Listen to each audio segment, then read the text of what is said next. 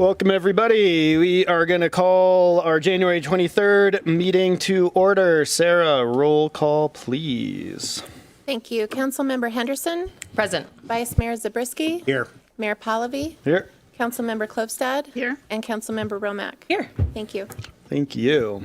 I believe we have 3 former mayors in the audience. We have Ms. Egan, Ms. Jones, Ms. Barr. Maybe the 3 of you together could lead us in the Pledge of Allegiance. It's such a rare opportunity.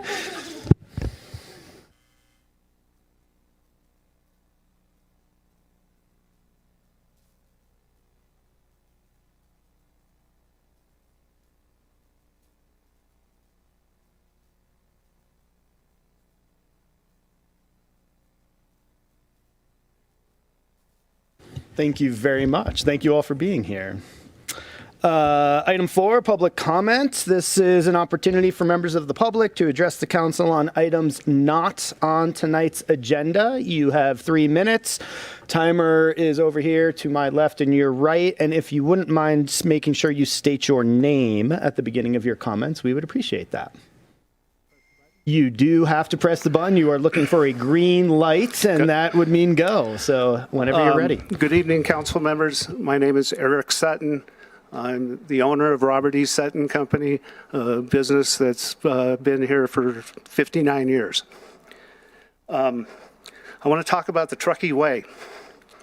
The Truckee Way calls for open and honest communication, transparency, working to build a consensus to solve issues, and no surprises.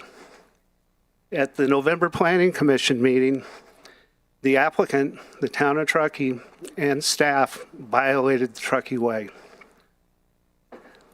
A planning commissioner asked the question, how much did we pay for the West River Park site? And the answer was $1 or a nominal amount, when that wasn't true.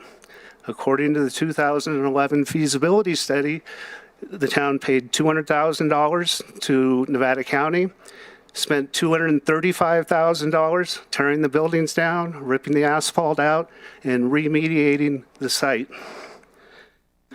A planning commissioner asked, who were the developers? Staff member responded that they didn't know. But everybody else that was sitting up there knew, and they stayed silent. And I think the only reason why they stayed silent is because of the optics of this, where 2 former mayors have been chosen as the private developers. Mr. Sutton, just keep your comments to something not on the agenda tonight. So that's why I let you keep going for the Truckee Way, because that's where I thought you were headed. We're going to have an agenda item for the park specifically. So if it's going to continue on the park, I would just encourage you to wait, and we'll take your comments at that point. If you have something more general on the Truckee Way, I'll give you 30 seconds extra and you can keep going, but I don't want to mix agenda items right now. Okay, I have some prepared remarks for that also. Okay, so then keep this to the Truckee Way and continue. And well, if it beats. I'm talking about of the planning commission meeting. I'm not talking about this meeting. Okay. So can I continue on that? Continue, just stay away from park comments. How about that? Okay. Okay, I want to give you a personal story. I've made some public records requests regarding the park. And one of the requests I made was for the appraisal. Was there any appraisal done on the park? On the 9th day, I got the information I wanted, but in an email, I was told that the appraisal was done, but wouldn't be released until after the property was sold. I wrote back, I think this is a public record. I suggest you go to your town attorney and have him make that determination.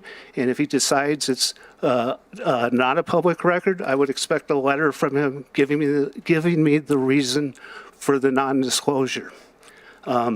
Next morning, I got an email saying they went to the town attorney and it said that the appraisal was a public record and that it was released to me. And what's surprising to me is the information in the appraisal was made public in February of last year. in the questions and answers portion of the meeting that had to do with the design of the park. And so it had already been made public, but somebody on staff decided that they weren't going to release it, and the optics of that are also not very good. Thank you. Thank you, Mr. Sutton. Any other public comment on items not on tonight's agenda?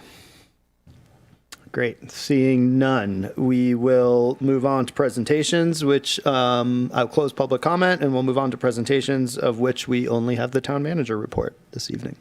We do. Good evening, everybody. I have no presentations or updates tonight. So thank you. Seriously? Wow. Okay. I think we're all ready for engaging conversation on a number of topics. This is a record. We're getting to our consent calendar at 5:06. All right. We have on consent tonight 6.1 minutes of our January 9th closed session regular meeting and redevelopment successor agency. 6.2, the Truckee Library Joint Powers Agreement and MOU between the county, town, and friends. 6.3, adoption of our single-use plastic bottle and paper carton ordinance. 6.4, Senate Bill 1383, recovered organic waste product procurement. 6.5, Resolution 2024-05, authorizing executions of a funds transfer agreement for funding the Reimagined Bridge Street project. 6.6, contract amendment with Equity and Wellness Institute for diversity, equity, and inclusion training. And that is the end of consent. Does any member of council want to pull anything from consent? Staff? No, Mayor, we don't. And public, anything? Library, it's your last chance. We're ready. We got all our questions answered. Okay. With that, do I have a motion to move our consent calendar? I move that we approve our consent calendar. Councilmember or Vice Mayor Zabriskie seconded, and all in favor? Aye. Aye. Any opposed?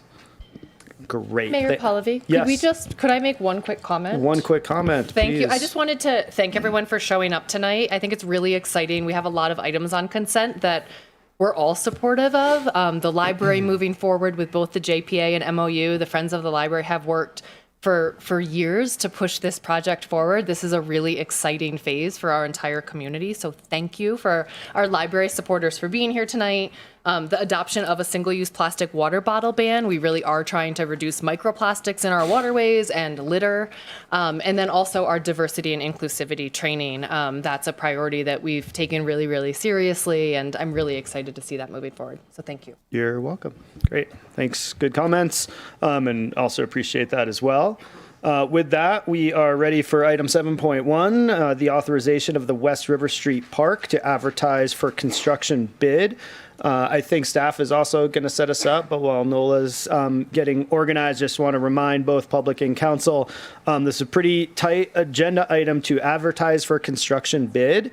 We're not necessarily here to opine or talk about or have other discussions about some of the other aspects of the project. So I just want to make that clear. We will answer questions. We will have the same agenda that we always have, which is we'll have a staff presentation. We'll open it up to council questions. We'll open public comment after council questions, and then we will move into deliberation after public comment closes. So with that, Nola, you are on. Thank you. Good evening, Town Council. My name is Nola Mitchell. I'm an associate engineer. Tonight, I'd like to discuss the West River Street Park and the fact that we're ready to advertise for construction bid.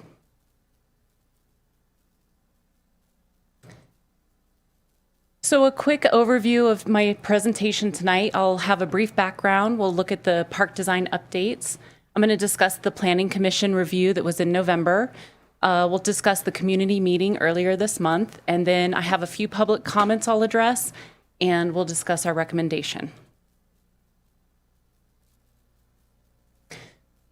So the West River Street Park is located at proposed to be located at 10257 West River Street. It is the area highlighted in green on this map. Across the street from it are the Flyers, gas, and the Truckee tire shop.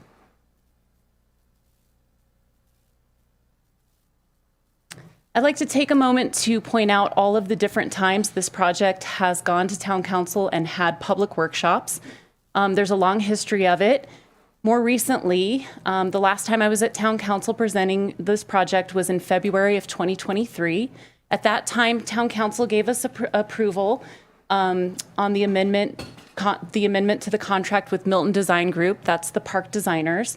Back then, we were at about 30% design, and after that approval, today we're at basically 100% design. We have a few tiny edits to do.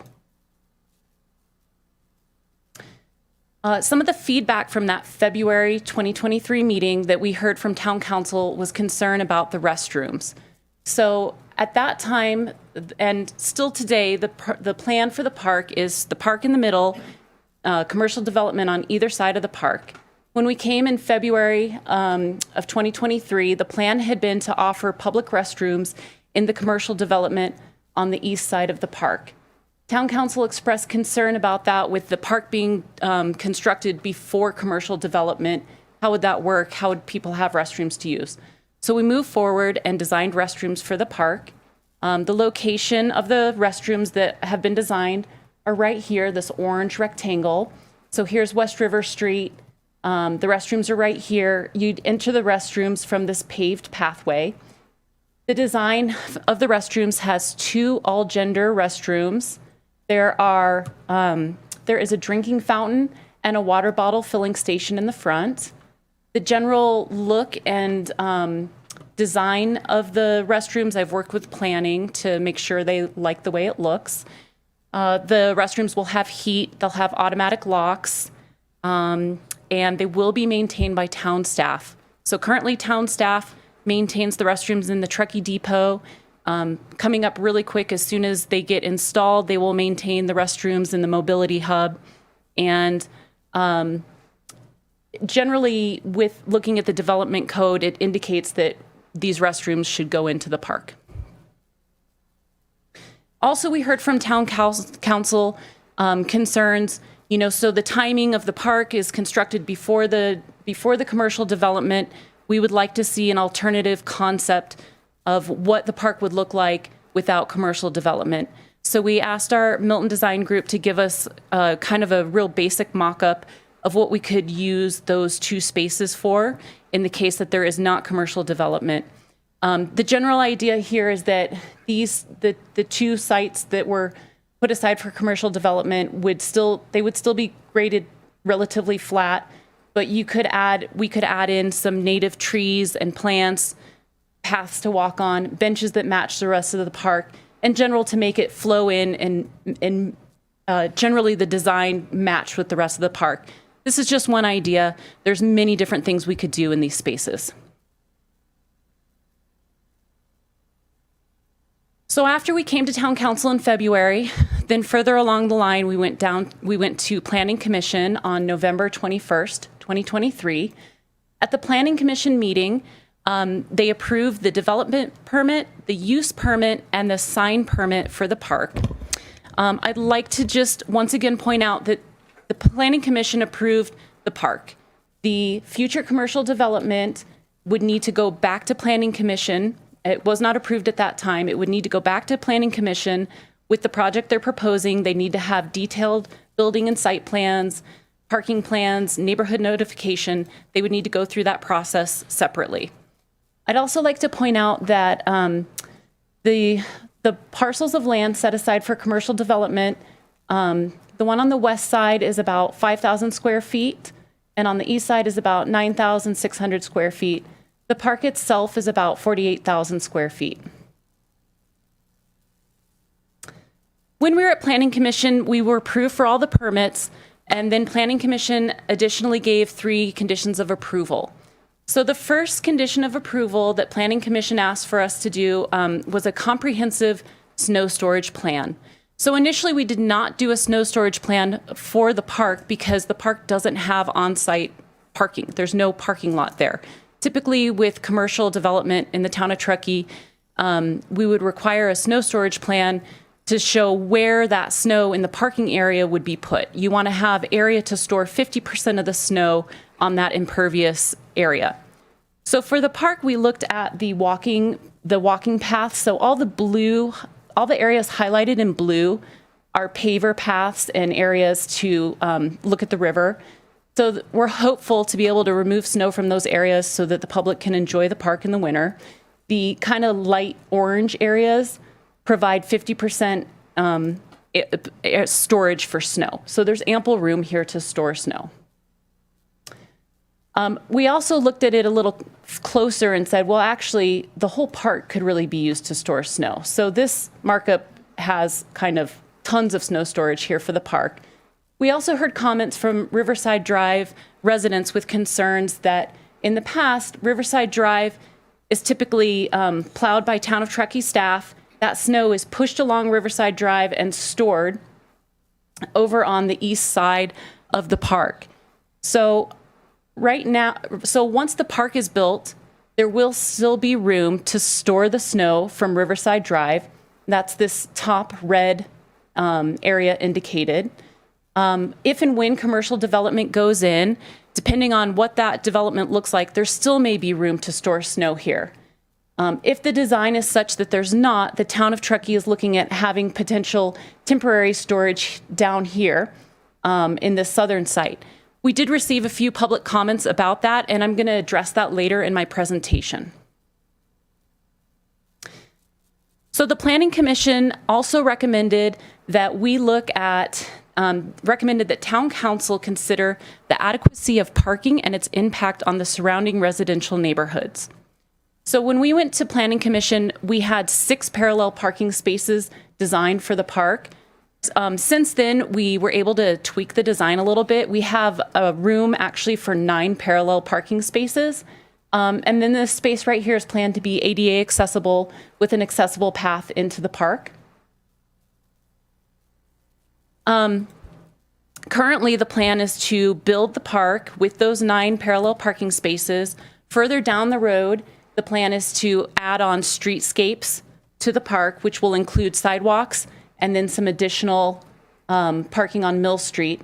The streetscapes we're not doing right away because we're hoping to time that in at the same time as commercial development. It makes a lot of sense to construct that all at once. I'd also like to point out that the Town of Truckee has an easement over railroad land across the street from the park. So that is behind, this is the Truckee Tire Shop, and this is Flyers. We have an easement along here. We also have an easement, it's these hatched areas here and also along here in this empty dirt lot next to the Tin Historic Building. An approved use for that easement is parking lot. And so there's the potential to have as many as almost 100 parking spaces there, depending on how those parking lots get configured. So there is space for future parking for development in this area. And then finally, the Planning Commission recommended that the Town Council implement heightened parking enforcement and increased signage on Riverside Drive, Mill Street, and Foxmead Lane. I'd like to start with Foxmead Lane. It is actually a private road. They do have signage at the front of the road indicating it's a private road. This is what your path would look like if you were to park your car on Foxmead Lane and try to walk to the park on West River Street. It's 45 miles per hour here. There's a guardrail. It would be an uncomfortable walk. It's a guardrail here and then an embankment, rocky embankment on the other side. Staff does not anticipate spillover parking happening on Foxmead Lane. And so then we also looked at Riverside Drive. Riverside Drive, in terms of signage, has a one-way sign at the beginning and has a visible do not enter wrong way sign at the end. This do not enter wrong way sign is visible from West River Street. I tested it as I drove to work today. You can see it. So signage-wise, staff feels like it's adequate and works. We were recommended to look at parking enforcement. Staff does not recommend to heighten parking enforcement because our fear is we would end up ticketing Riverside Drive residents. So we don't at this time recommend that happen. I did find some traffic data from 2016 where the Town of Truckee did some traffic counts in this area. And the results of people entering the road the wrong way were the results of it showed that it wasn't people that were confused and didn't realize that it was a one-way road. It was people pulling into houses there. We also looked at Mill Street. Mill Street is the primary frontage for the park, so we also don't recommend heightened parking enforcement or increased signage on that road. Oops, sorry about that. So after the Planning Commission meeting, there was a lot of, it was great. There was a lot of public comments, and we had a lot of people participating. And so it seemed like there was some misinformation about the project. We decided to have a community meeting on January 8th. And the intent of that, the purpose of that was to answer questions and to explain kind of how the park got to where it's at. So this is a picture of the postcard that we sent out in both English and Spanish. Typically, you would be required to send that to property owners within 500 feet of the project. We sent it out much further to try and reach as many people as we could. We also, aside from the postcard, we also put a notice on the Town of Truckee updates. We did e-notify emails. We did social media outreach. We did as much as we could to try and let people know this meeting was coming up. At the community meeting, our slideshow presentation was in both English and Spanish. We had Spanish interpretation for in-person and for the online Zoom. We had the Zoom available for people that couldn't be here in person. We also recorded the Zoom meeting, and you can listen to that in English or Spanish. And that recording is on the Town of Truckee website on the West River Site Project page under Updates. So the community meeting was a good turnout. We had about 30 people that attended in person and about 40 people that attended on the Zoom link. Before the meeting, we encouraged people to submit any questions they had about the project, and staff did their best to answer those questions during the presentation. And then a few people we were able to reach out to in the crowd and answer questions. We stayed and answered any questions that were asked in person. The meeting was supposed to be about 2 hours. It went to almost 3 hours. So all of the in-person questions were answered. In general, this is a list of kind of general topics we discussed at that meeting. We discussed the request for interest for developers and how that process happened and how we selected the 2 developers. We talked about the park design, the intended use.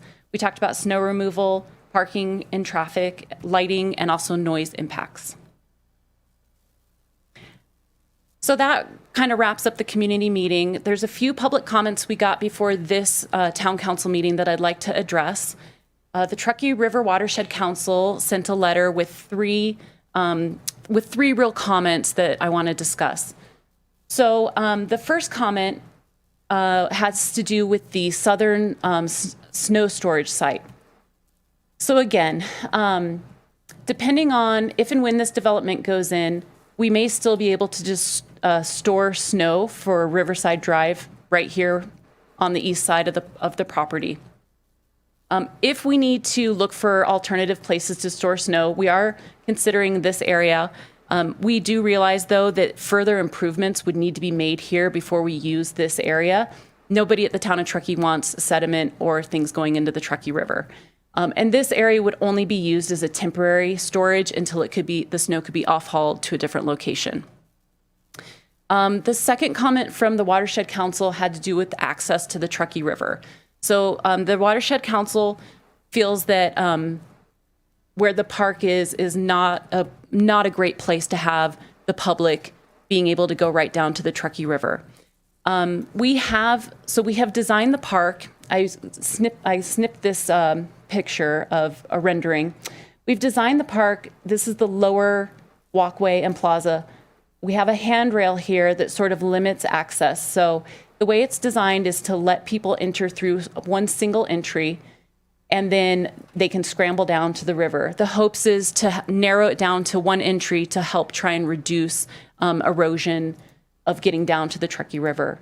Staff at this time recommends, we like this design, we recommend this design. Town Council can make a decision on that. The design can be altered to restrict access.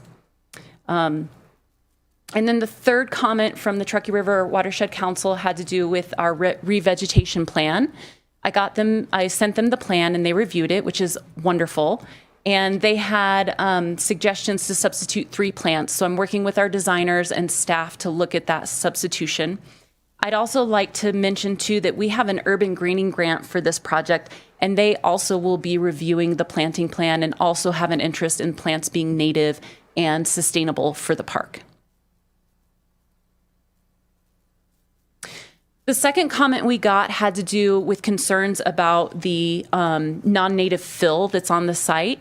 So there's a history of contamination that was on this site that we went through a lot of work to remediate, and we got a letter in 2017 of no further action from Lahontan. However, we still have potential concerns about the soil. We're not sure what we'll find. So the project includes removing about 2,000 cubic yards of soil. This picture shows the area where the soil is removed, and that in the park design will give better views of the Truckee River and kind of open the site up to enjoy the river more. We have 2 different documents in place to make sure to make sure everyone is safe with the soil removal. And so the first document is a soil management plan. This plan is very specific in how to handle and manage the soil that will be pulled out of the park area. So it has information about how the soil is excavated, how to stockpile the soil, how to sample and analyze the soil, and then finally how to dispose of it. And this document this document's approved by the Nevada County Environmental Health, and the contractor will have to follow all of the recommendations or all of the information in it. The second document is a stormwater pollution prevention plan, and this plan identifies any potential source of stormwater pollution, and then it describes different ways to keep that stormwater from running off into the Truckee River. So the idea is that it keeps any soil contaminants that may be dug up in the construction from getting into the Truckee River. And then finally, I threw the slide in at the last minute. I just want to remind everyone that we have 3 grants for this project. The first is the Urban Greening Grant, and that's for $500,000. And that contract ends on March 1st, 2025. Building this summer would make it easy to meet that contract end. The other 2 grants are both Prop 68 grants. The first is the per capita, and that's $237,592. And then also the Recreational Infrastructure Revenue Enhancement, which they call a RIRE, and that's for $250,000. And both of those Prop 68s end in 2028. So that wraps up my presentation. We have plans to 100% with just a few last minute tweaks. The specs are close to being finished, as well as the engineer's estimate. Our staff recommendation to town council is that we take this park and advertise it for construction bids for construction in summer of 2024. And I'm happy to answer questions, or any staff members are happy to answer any questions. Thanks, Nola. Great job. Appreciate it. So again, we're going to bring it back to council, then we'll open up public comment after council members are done with their questions. And I just want to make sure that we stay on target. So forgive me if I interrupt you, but there might be a possibility of that. Councilmember Romack, you got some questions? You ready to go? Yes, Since I I'm am. looking Thank at you, go ahead. All right. Thank you, Nola. Really appreciate that presentation, and I appreciate you highlighting a few of those items from the Truckee River Watershed letter, because I had some of those questions. I know we've gotten a lot of questions regarding future uses of the park and special events and noise. And I know it was talked about at the community meeting, which I went back and watched. So I appreciate that. I think, Dan, you're also wearing the same shirt you were wearing in that meeting, because I watched it last night. So great job. You look great again. Anyway, can maybe a little speak to that, just so again we're all on the same page of how a special event, if a special event wanted to happen there, what the process would be, what the thoughts are now from town staff. Sure. So maybe I'll start with how the town defines special events. So generally, a special event is an event that causes a space that's operated by the town to not be available to the general public. So in the downtown, or if we have to close a street, or if it's a type of an event that requires additional town services like additional law enforcement to put it on. So, 15 people getting together at the park to play hacky sack or whatever it might be is not a special event. They're using the park. Families getting together at the park for a picnic, that's not a special event. If there's a family that wants to do like their major homecoming and they want to take control effectively of the park for a kind of a family reunion and not have the general public there, that would be a special event. It may not be one that we would permit, but that would be a special event. So that's the definition of a special event. So a special event permit is required anytime there is a special event. What there is there's an application submitted to the town that gets reviewed by town staff, fire district staff, the Truckee Police Department, and other public agencies to identify whether the nature of the event requires like a safety plan from the fire department, whether it requires additional law enforcement, whether it's going to impact the general public's ability to use whatever the space is. If that is the case, then we'll review is it an appropriate event for in this case to close a park for. And I don't see a whole lot of situations where the town would be interested in having the park closed down for an afternoon for some special thing, but it could happen. I think Commons Beach, they closed that one time for a special event a long time ago because they had Senator Feinstein there and they did a reception for her. I don't see that being the situation here, but those kinds of things. So that's the process. Is there's a kind of a public review process, or, excuse me, there's an application to the town, and then there's a review by a number of different individuals and agencies to evaluate, is this something that's in the public's interest, to issue a special event permit for, and then are there any requirements in order for the event to occur in a way that doesn't unduly impact the community. So that's, I guess, a summary of that. Thank you. Appreciate that. Mm-hmm. A question, there were some questions on the name and recognizing Indigenous people, and could we change the name? And I'm just curious, is that a possibility? I know this is not specific to the construction, but I've seen that come through, and I've heard people ask about that as well. Yes, so we have reached out to the Washoe tribe. We're waiting to hear if they have interest in participating with naming or just really any part of the park. We are planning to do a naming contest for the park. I also don't like the name West River Street Park. So we are doing a naming contest. I've been working with staff to get that rolled out. And along with that also, I know there was a lot of discussion about the sign. So once we know what the name is, then the sign will be, the sign that was submitted has been scrapped. We will get that designed appropriately. There was initially also a large wall in front of the park that has been dropped down to just a regular seat wall. So those changes have been made already. But yeah, we're excited to have the public involved, and hopefully we can come up with a great name. Thank you. And then I know there were a fair bit of questions around lighting at the park. I would assume the lighting would have to meet our dark skies ordinance. Yeah. Anything else to speak to on that? It would meet the current town development code lighting requirements, which would be dark sky compliant. And then it would also be set up in a way where it's programmable so that we can, basically have the lights turn on or off at whatever times we deem appropriate. And that can evolve over time.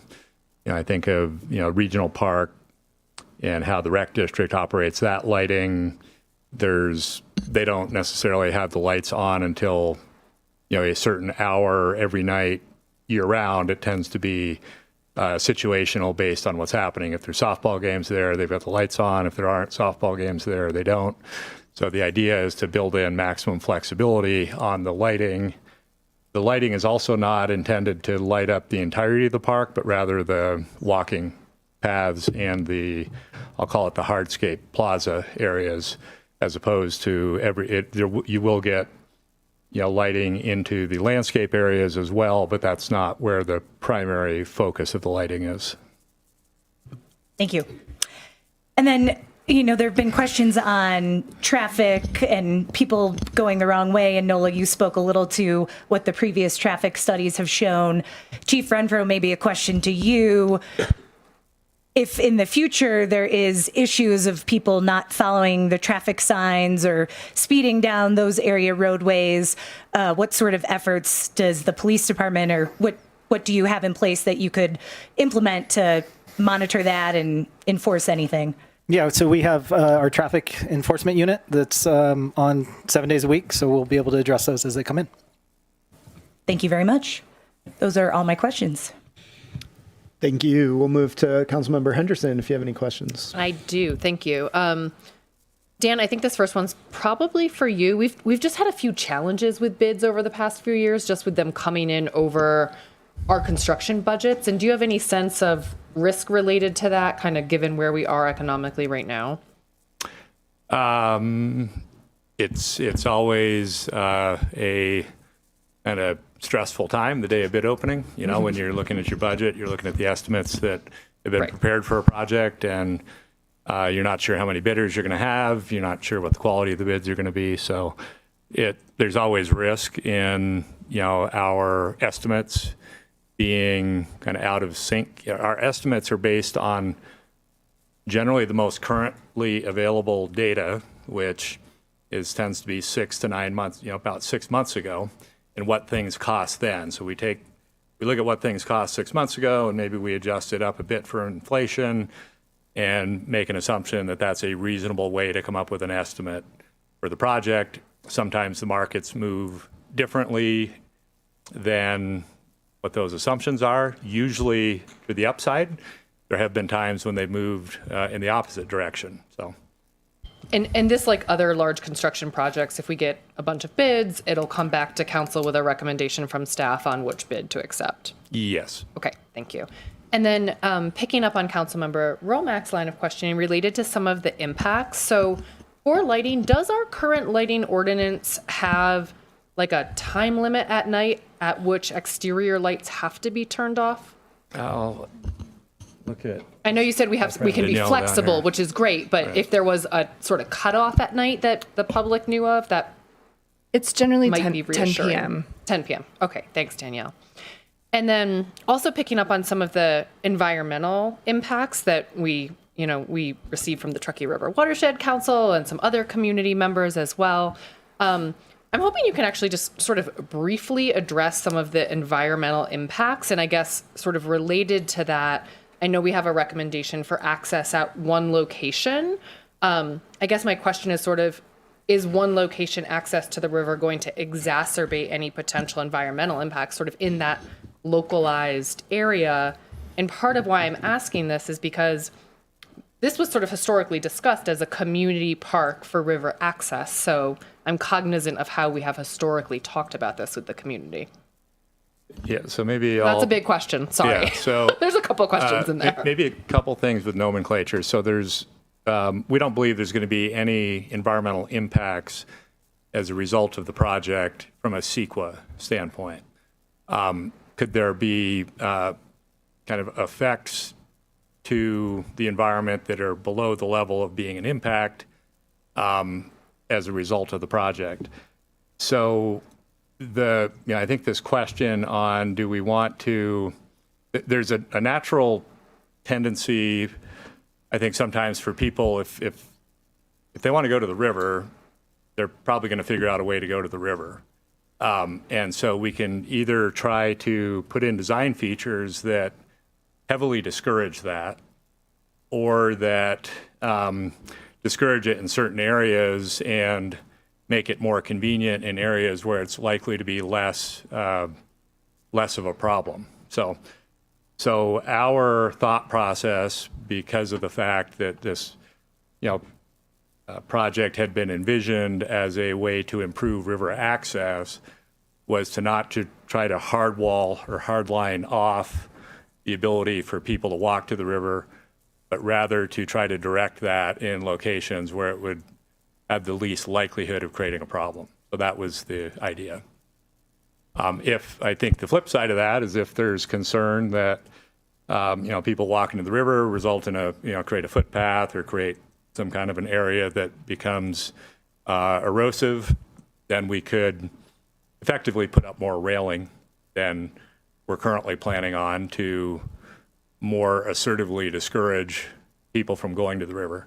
Doesn't mean someone couldn't go over the railing and create multiple pathways down, because I don't think we want to put such a hard barrier at the edge of this park that you couldn't just get over it. We're not going to put up, there's currently chain link fence down there, right at the top of the bank.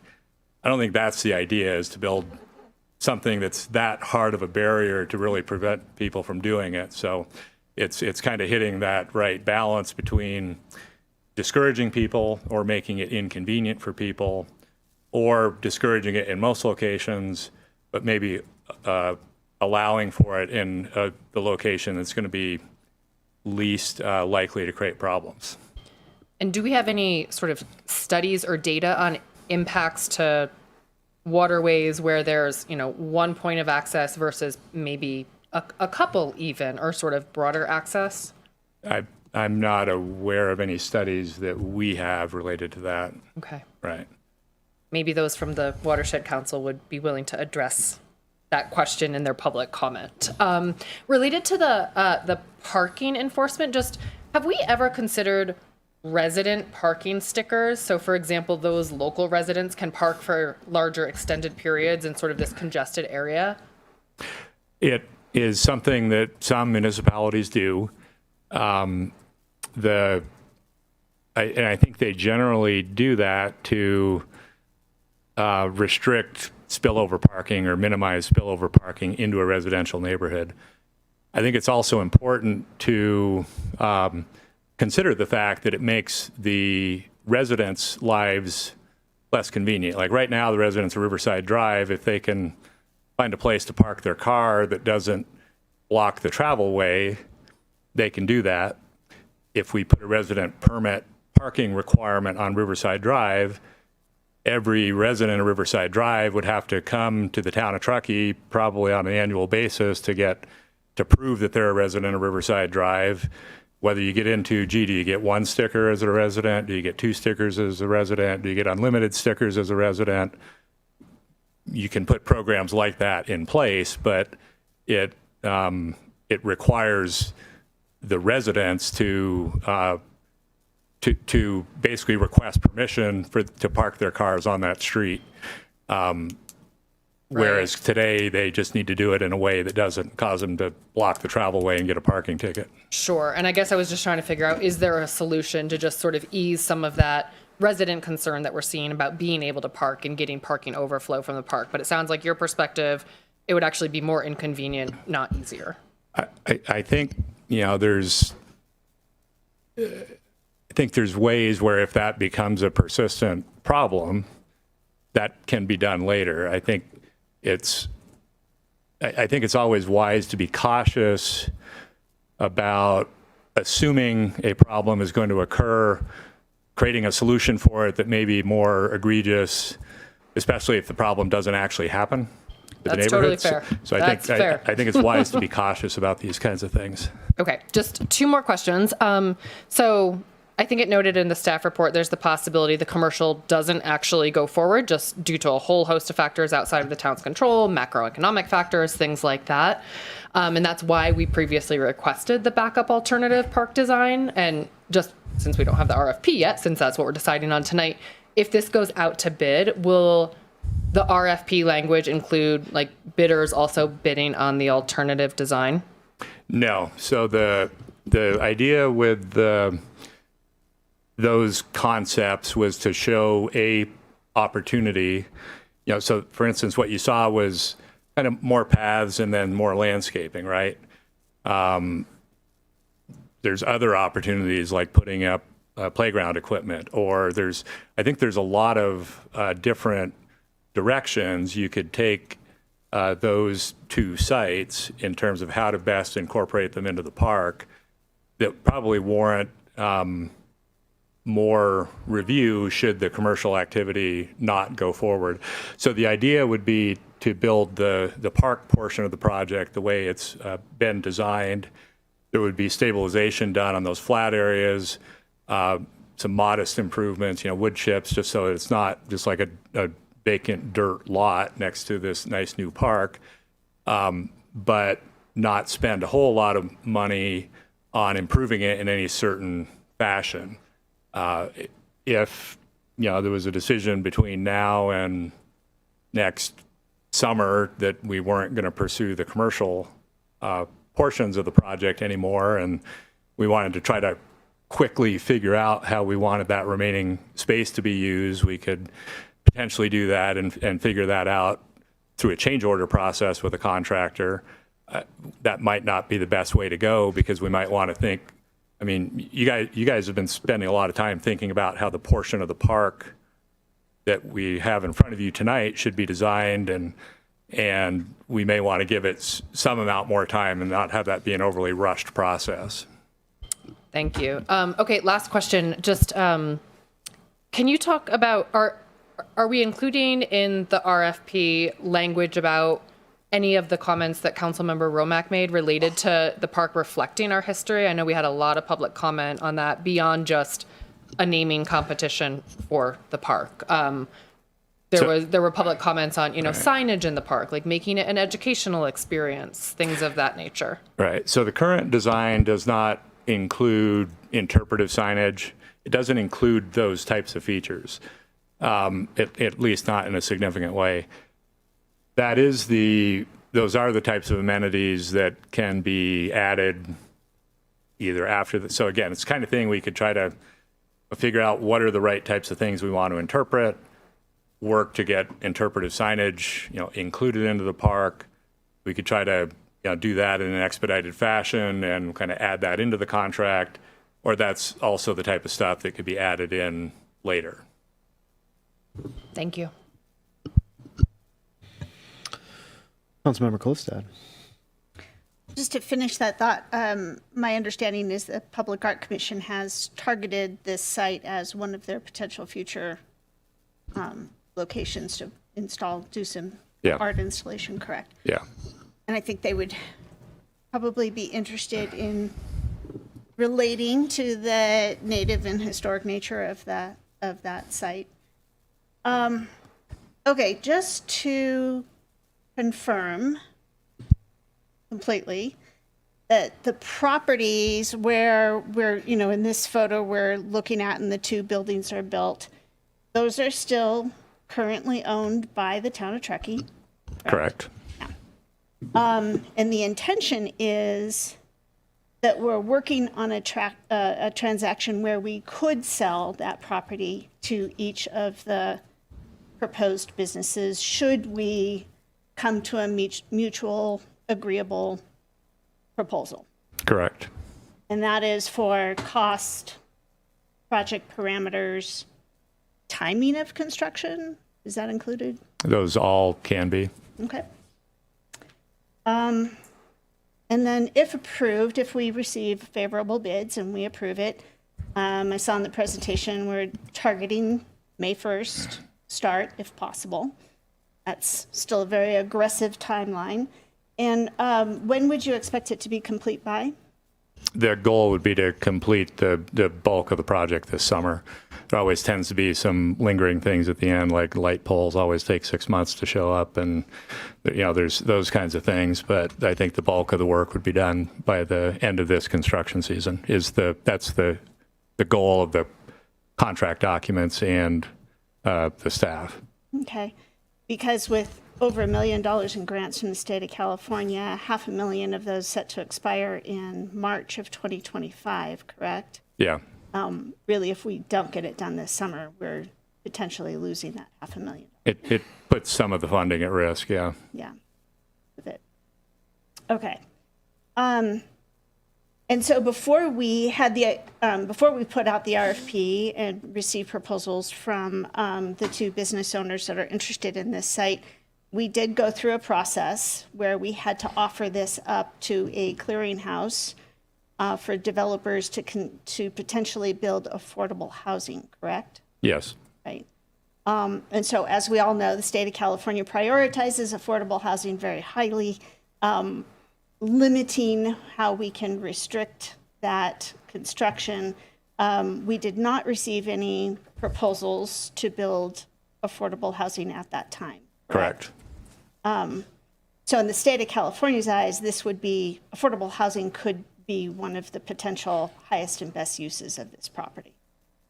Sure. According to their, Yeah. Okay. Does it fall within the 1 mile radius of the transit line determination? Yes. Yes, it's within, I think, the half mile, or it's within a quarter mile of the depot. Yeah. Okay. So therefore, if we were not to build a park here, and for some reason we ended up having to put it back out, and a developer picked this up, they could build affordable housing, they would not be required to meet our parking standards for that affordable housing. And maybe that's more of a Danielle question, or? I think that's our basic understanding. I'll invite Andy or Danielle to correct me if that's incorrect. Yeah, that's correct. Okay, great. I just wanted to make sure we understood that, there is this other, we as a council have discussed this other possible use, and I just wanted to make sure we were clear on the understanding of the process that we went through to get to the park instead of a high-density housing project. So, and that's kind of what it would be, right? A high-density development with perhaps some mixed use? Is that allowed in this zoning? In terms of what's allowed in the zoning district, I'd probably defer to Danielle on that. Yeah, and it's a pretty flexible zoning district. So you could have housing, mixed use, commercial. Okay. So it could be something similar to the Jaboom Street proposal. Okay, thank you. I wanted to provide one follow-up on Councilmember Henderson's question regarding kind of historical interpretation or education. So I think if we were interested in doing more of that at this location, it would also be wise for us to look at, so along the Legacy Trail, we've got a fair amount of interpretive signage, and we've got interpretive signage in the downtown area that provides education about, certain aspects of downtown Truckee. And it's everywhere from prehistoric times and the Washow's existence in the region to historic times in the ice industry. So something we would probably want to contemplate is, do we want to replicate some of that educational material that already exists in the community at this location, because sometimes there's value in having the same information in more than one location? Or do we want to try to provide historical information that's unique, that's not already out there in other parts of the community? And I think there's people that can advise on that, but that may be another reason to be thoughtful about what that looks like and what are we trying to achieve. Are we trying to kind of take the best of what's already out there and replicate it here? Or are we trying to provide unique information that doesn't exist elsewhere in the community regarding the community's history? Thanks, Dan. And sorry, I want to jump into, Dan wasn't part of the meetings, but we do actually have 2 spaces for interpretive signs in the park. And we did look at all the other interpretive signs to make sure we're not repeating information. And the designer has come back with a few ideas, but we haven't finalized anything yet. And I apologize, Dan, that you were not in the loop on that. So the construction bid, just to clarify, the construction bid would include 2 interpretive signs as it currently stands? It would include, I think where we came to was include the structure to then put the signs on. And we still need to finalize the actual sign. Yeah. Danola's a step ahead of me, and that's good. That's good. All good. Thank you. Vice Mayor Zabriskie, go ahead. When we were looking at the design contract last February, we had a construction estimate of $4.2 million. Do you know, has there been any change in that since February? Our current estimate is still within that amount. Okay. And then about 800,000 of that would have come from, well, was being planned to come from a property sale for this commercial property we've been talking about. Okay. We were just talking about using this area, the park area, to honor our historical and cultural history, and you're indicating that some thought, looking ahead to when we might want to think about this more deeply, we might think about something different. And I would assume that could be something having to do with the river or the old mill site, logs going down the river, something.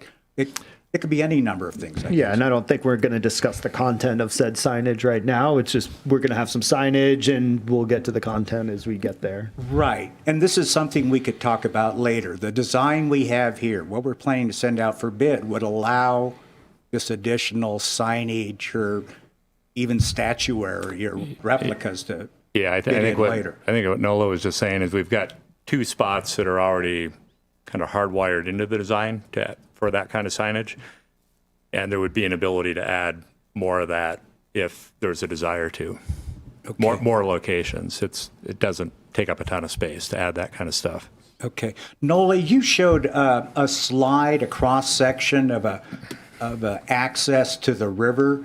Can you tell me what the slope is and how high it would be from the, what do we call that? Is that a promenade, or what's that walkway at the top? Anyway, from the edge of the hardscape down to the river. Sorry, I'm struggling to find that slide again. Bear with me. Well, if you recall it, do you know what the slope is? This one, sorry. I can look it up. Are you talking about the slope on the hillside? Yeah, the access down to the river from the last bit of actually improved construction. So that would be the existing gradient. So if you're talking about from the lower plaza, I'll call it. The lower plaza. Down to the river edge, it would be the existing gradient of the slope that's out there, which is pretty steep. It's probably close to it's probably in the 1-to-1 range. Okay, so that's steeper than a conventional stairway. Yes. Okay. And there's no plans to provide any kind of improvements. So the idea was to do a little bit of field fitting where we would do the rough grading on the park, kind of get the future elevations established, figure out the spot where if people are going to scramble down to the river, where it would be least detrimental to that existing bank, basically looking for spots where there's as many existing rocks as possible in the floodplain area of the river, because that's outside of if we start doing grading work in the floodplain of the river, we got to get a whole nother set of permits, and we could do that, but it'd be a situation where it'd push us into a future construction season. So the idea was to try to find a location where if people are scrambling down the riverbank between the high watermark of the floodplain down to the river's edge, the spot where that would be least detrimental to the river, and then between that elevation from there up to the park, actually do some improvements there. So if that's like a dirt slope that leads to an area where there's some boulders you can scramble across, do some work on the dirt slope that's up out of the floodplain that ties it up to the plaza, and try to encourage people to use that as the scramble path, I'll call it, down to the river, rather than potentially having people kind of jump the railing at different locations and create those paths anyway, but maybe in less favorable locations. Okay. So that was the thinking. Okay. I thought I saw on one of the slides that actually it was showing a particular site at the end of the pavilion out at the west end. It looked like you'd already picked a site. That's where it's envisioned. Sometimes as these projects take shape in the field, there's you look at them and there's room for additional improvement beyond what you envision when you put the plans together. So you're correct. That's where it is envisioned to occur. But again, the idea was to do another gut check on that after the rough grading has been done. Ask ourselves, is that the best location for it, for that scramble path, if you will?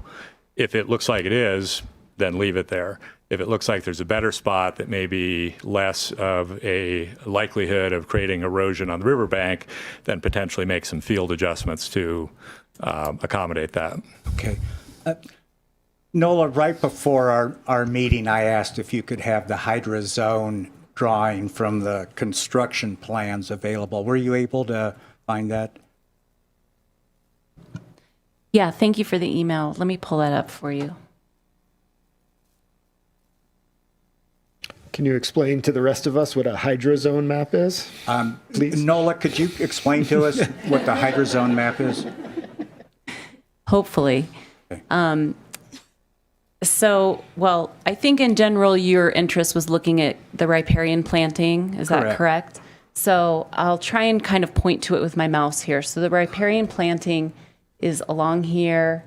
It's this, you're looking at mostly this hatched area with some trees in here. And then we have a planting schedule that indicates the different plants that go in there. So you're looking at like a lot of willows and stabilizing plants that like water and have root structures that hold down the soil. Okay. So a lot of beaver food. Yes. And then are these plants in the flood zone? Are any of these plantings within the flood zone? So we are not going past the 100-year floodplain with I'm sorry.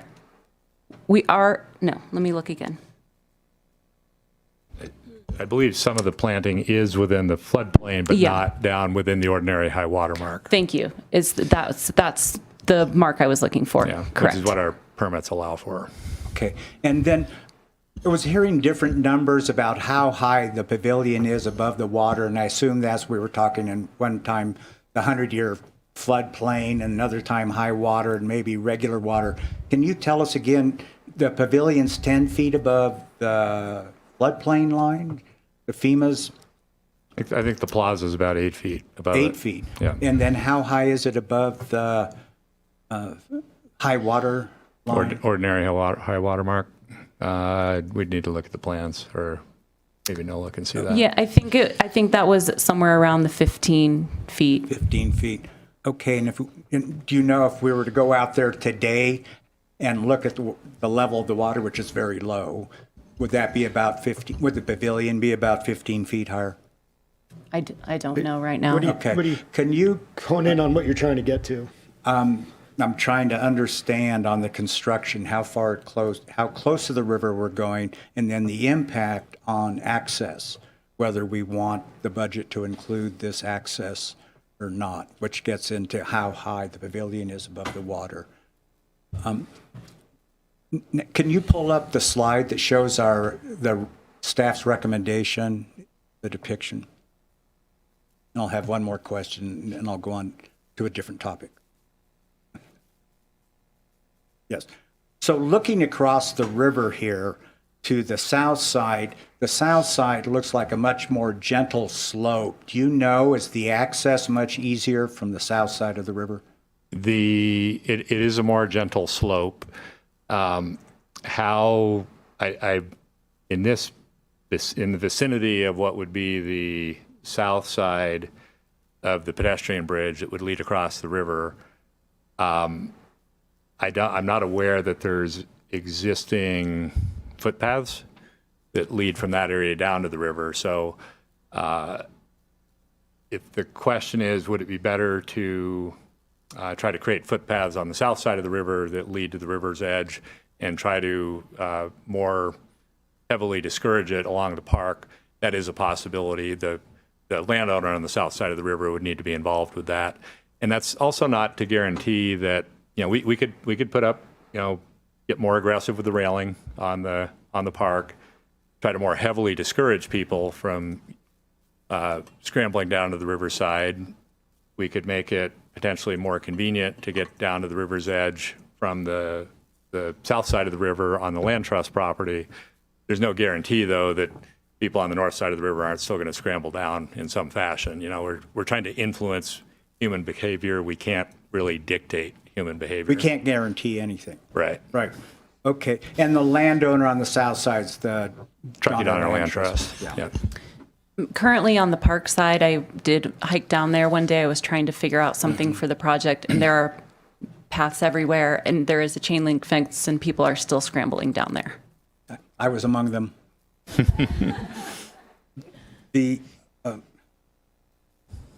And on this bit, on our discussion about what we could put in the park in terms of dioramas or exhibits reflecting our history, culture, environment, our community could also have conversations with the potential developers of the commercial spots as well about what they might be able to agree to better integrate any commercial developments with both Riverside Drive or the town. Sure. Yeah, We sure. always encourage There'll be public hearings for communication. both of those Yeah. And that's projects. all- We've already been over that. That's something that can all happen down the road. Yep. Okay. Just a minute, Mayor. And you mentioned the snow storage sites could move. We have that flexibility. Yeah. I think it's good that topic was brought up, because there is a need to reserve space and in this vicinity as it changes for that snow, I'll call it snow staging. Right now it's snow storage because we push it, pile it up in the park and let it melt. I think in the future it would turn into snow staging potentially, where we push it, pile it up, and then pick it up and move it to an off-site disposal location. But that is an important need to recognize as this area changes. Okay. And so my last area of questioning has to do with the traffic counts that were just brought up earlier. The town could always, in fact, be interested to know what the cost might be, Chief, of doing traffic counts again now to try and get a before and after effect of the park. Yeah, we can certainly deploy those JMR boxes. Engineering has one, as well as the police department. And that way we could get some approximation of what the net impact is of the park on drive-throughs on Riverside Drive. That's correct. Or for that matter, a resident of Riverside Drive could get a game camera, a motion sensing camera, put it up on the side of their house and do their own count. It certainly could. Yes. Okay. Yeah. Thank you. Those are all my It's questions. been done before. What's that? Yeah. Are you good? Yeah. Thank you. You're welcome. Just a couple quick ones from me. I asked one of the questions about it's going to be the parking spots will be part of the parking district, but we are not anticipating metering those. Why?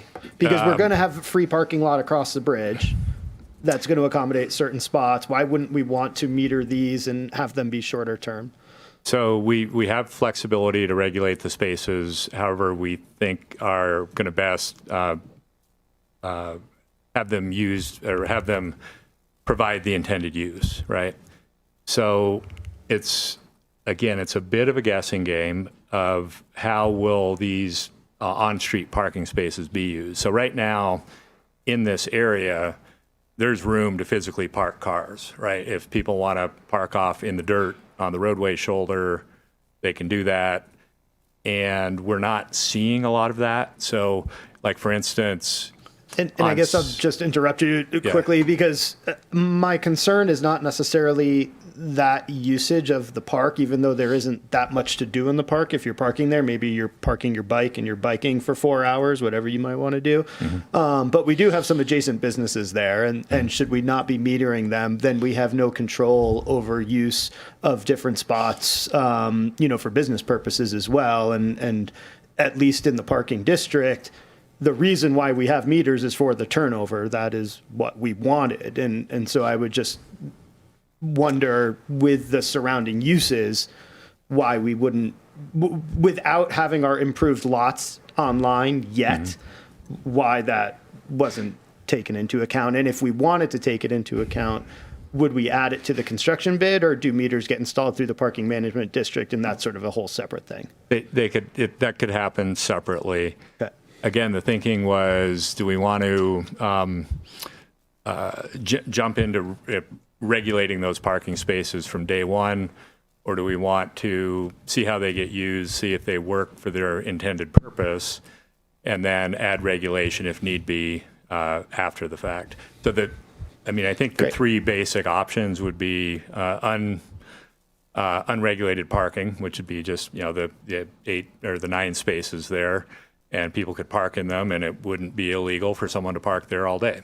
That's what the current plan would call for. You could put up 2-hour parking signs, which would drive turnover, reduce the likelihood that it becomes long-term parking, and regulate them that way. Or you could take that third step, which would be to put in parking meters and require payment to use the spaces. Great, thank you.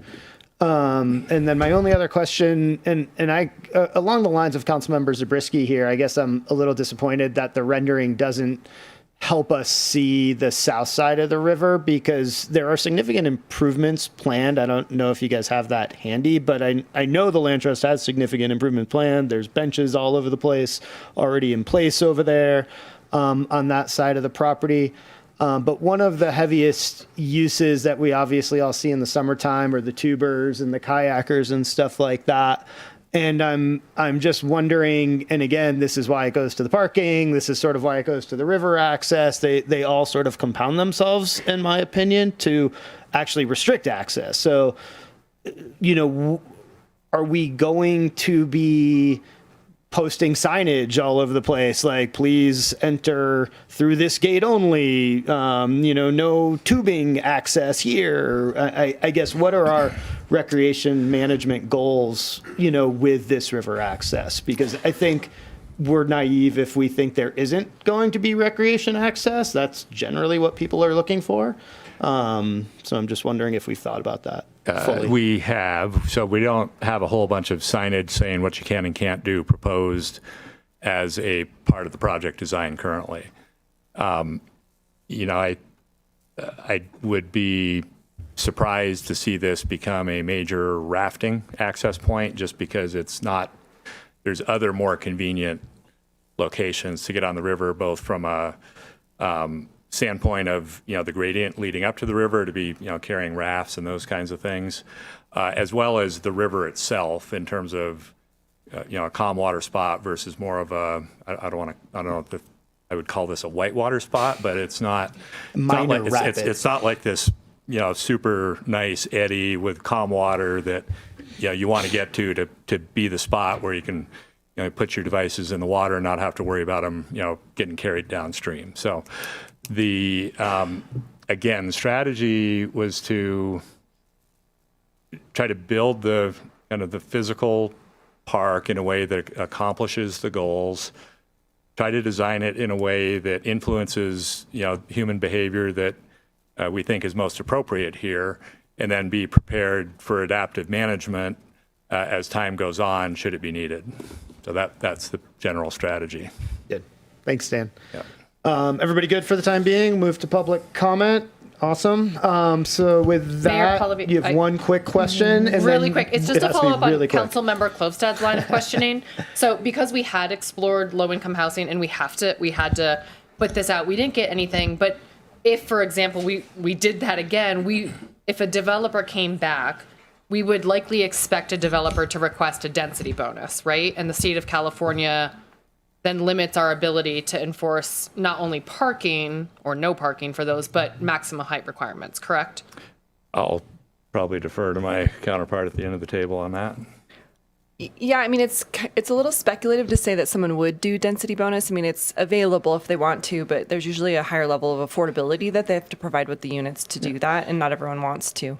And there'd still be site constraints and everything Yeah, else too. there are There's actual site constraints. limitations, yeah. But yeah, we could go back out to bid. That is an option, but not an option we are going to take today. With that, I'm going to open public comment. You heard the drill. Please say your name before your comments. You have 3 minutes. If you're all repeating anything from the last person, you can also just say, I echo what they said. I support them, yes or no. So green light on is good, right? Green light on is good. Timers to your right, my left. Got it. And I am going to cut you off at 3 minutes, just to warn you. You Go want ahead. me to. Thank My name you. is Michael Cowan. I've lived on Foxmead Lane since 1984. I've driven on and looked at West River Street most every day, and what was once considered a frontage road has now become a major traffic artery through the downtown Truckee corridor. In 2001, the McIver undercrossing opened, traffic volumes increased, and have increased each year since. In the 2011 feasibility study, a comprehensive 118-page document, it clearly states on page 19 and again on page 110 the needed requirement of a traffic study. At the March 14, 2017 Town Council meeting, the need of a traffic study was brought up. Also in that study, it is noted that the last traffic study was done in 2008. To my knowledge, no traffic study has been done since. The applicant proposes to build 2 parking lots with over 100 spaces directly across West River Street from this project. There will be crosswalks, pedestrian movement back and forth throughout the day and into the evening hours. One has to believe that that flow of traffic will be affected. This new dynamic of people and traffic meeting at these crosswalks should only heighten an awareness of a need for the public safety. I firmly believe a traffic study is warranted prior to this project being approved as presented to you tonight, if for no other reason than to ensure safe and reasonable traffic conditions. Now, the applicant will tell you that they are not required to do a study based on the size of this project. Sometimes we must do things that are not required, and this is one of those things. A safe environment should not be compromised by a CEQA checklist. You've been asked to only address the park component of this project, but there are 2 components, and their influence on each other can only reinforce the need for a traffic study. I ask of you, our elected town council, to acknowledge your responsibility as decision makers, to make decisions that will best ensure a safe environment for the people you serve. Make no mistake, if there was ever a time for a traffic study, this is that time. And thank you for your time. Thank you, Michael. Appreciate your comments.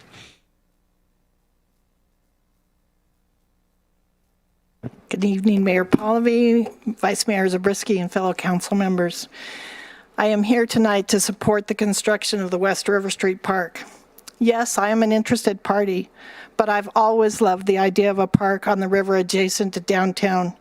Even before I was a council member, and really part of the reason I ran for office was my long belief that our beautiful river was not celebrated in our community as it should be. This park will do this.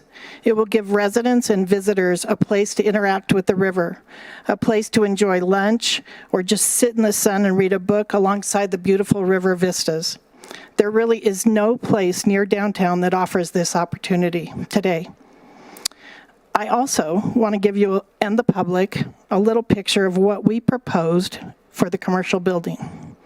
This is a project Jones Corda Construction, which I own, Truckee River Winery, which my husband owns, and Ward Young Architects proposed to the town back in 2017. Our vision was to build a space that's full of light and windows with a food hall and a market. A space that considerably smaller would be similar, although similarly smaller, would be similar to the Oxbow Market in Napa if you've been there. We envisioned up to 10 small spaces that serve various food options. There'd be a coffee bar, maybe an ice cream parlor, a taco bar, fried chicken stand, and a beer and wine tasting space. But there could also be a few smaller retail establishments, bike accessory place, a bookstore. The idea is that these spaces would allow small startup businesses that always wanted to be downtown a space to start and develop. The businesses would share utilities, bathrooms, storage, and seating space. The building would also have a large deck with seating overlooking the river to take full advantage of views and sun exposure. We have spent 7 years working with the town as the infrastructure and the park plans develop. We excited for this next step. We still, after 7 years, believe that this is a good idea for this space.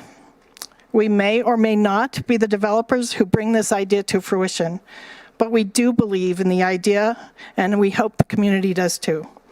But whether a commercial building is built or not, the park will add tremendous value to our community and the area, and I support the construction of it. Thank you, Joan.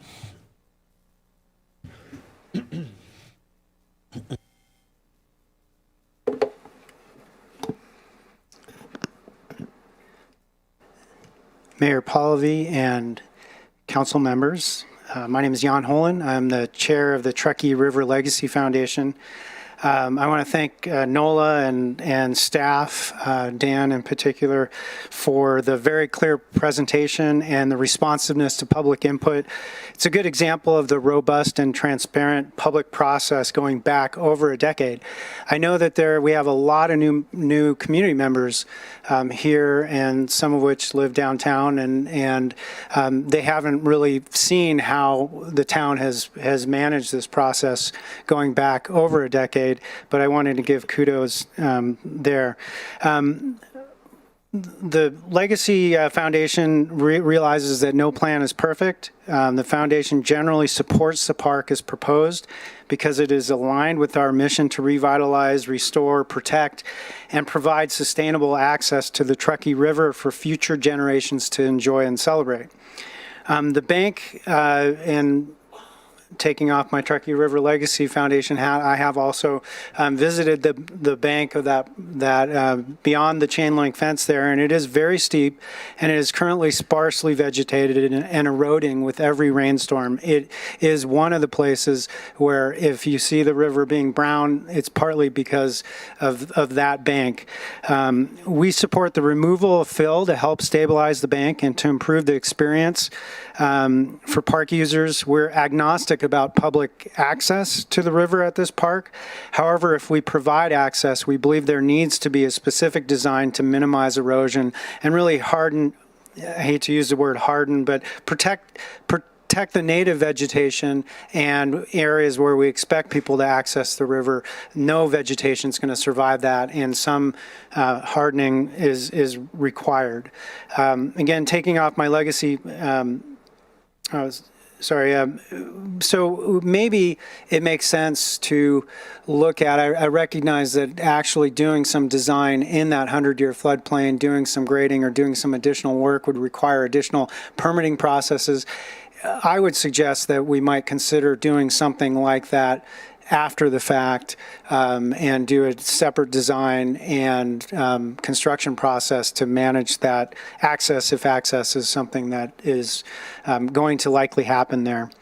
And I guess the last thing, and this is not a Legacy Foundation perspective, but being a citizen in this community and being really inspired by all the creative and artistic people that are a lot more creative and artistic than I am, I'd love to see our design of public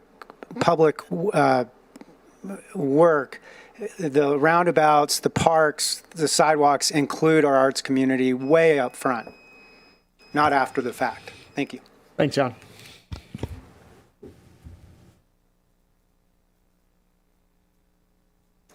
Hello.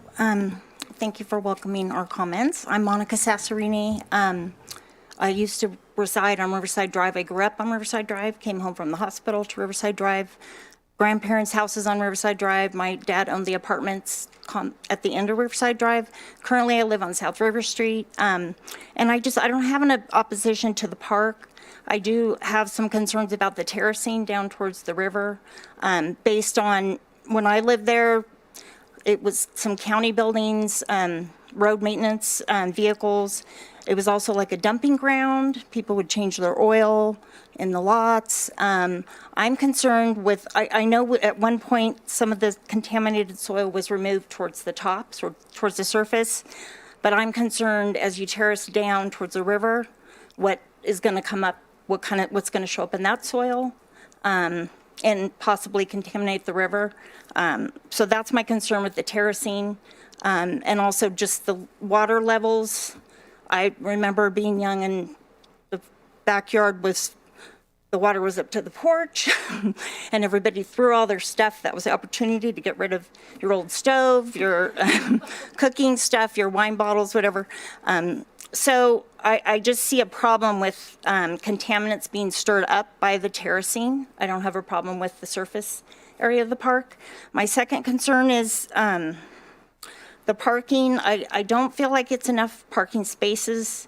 Could it be considered to maybe across the street, do a smaller area of that parking, not the 100 spaces, but add additional parking on that side? Because living on South River Street, I've asked and emailed verbally regarding the parking lot over there, and it's been told to me it's designated for the trail. So I hate to see that being used also for the park when it's supposed to be 100% trail parking is what I was told. So that's a concern. There's already been additional traffic down my street because of all this activity going on at the end of South River Street. So I just think it needs to be set in stone. What is that parking lot for? Are we going to use that for this park? And at that point, I think it should be metered because of it's constant, people parking on the road, down by the bridge, go over to town, don't come back for 6 hours. So those are some of my concerns. And regarding signage, 20 seconds.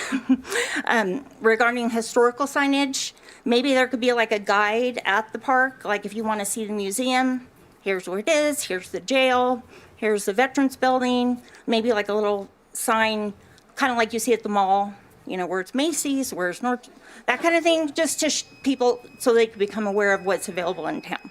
So, anyway, thank you very much. Thanks, Monica. Appreciate your comments. I'm Monty Cleaves. I have a place 3 houses down from the east end of the park. In the Planning Commission meeting, they said one of the stipulations would be coming up with a snow storage plan. Staff did come up with a plan, but it really doesn't work in that the allocated space is already being looked after for a deck for the commercial space, and the area where the stored snow is supposed to be stored is a straight steep right down to the river. There's just not enough room. It's great for this year, but it would not have done last year. So first attempt's okay, but it's not really a plan, so we need something. Thank you, Monty. Good evening, council members, town staff. I'm Lisa Wallace with the Truckee River Watershed Council. We've had more than our fair share of visibility to our comments, so I'm not going to repeat all of our comments. Our recommendation, our request stands that we prefer that there is not access from the park, this park, to the river.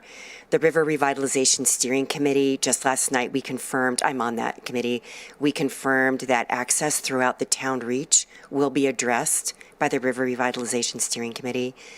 If the park is a good place for access, it could be implemented after the park is constructed. I totally agree with Dan, chain link fencing, split rail fencing, nothing for people who are determined to get down to the river there. They're going to break through anything, but a visual barrier, a clear visual barrier with clear direction on where they can access the river now, south side of the river, Donner Creek confluence, that can help deter people. We find that people will do the right thing when they're asked to, and then they're told what is the right thing. One trail versus multiple trails, I totally agree with what town staff has put forward by directing access to the riverbank in one spot. If there's going to be access there, that's going to be helpful. But once people cross through the fence, the split rail fencing, they'll disperse. And that can't be managed. That's the nature of the access. Thank you again for considering all of our comments. Thank you, Lisa.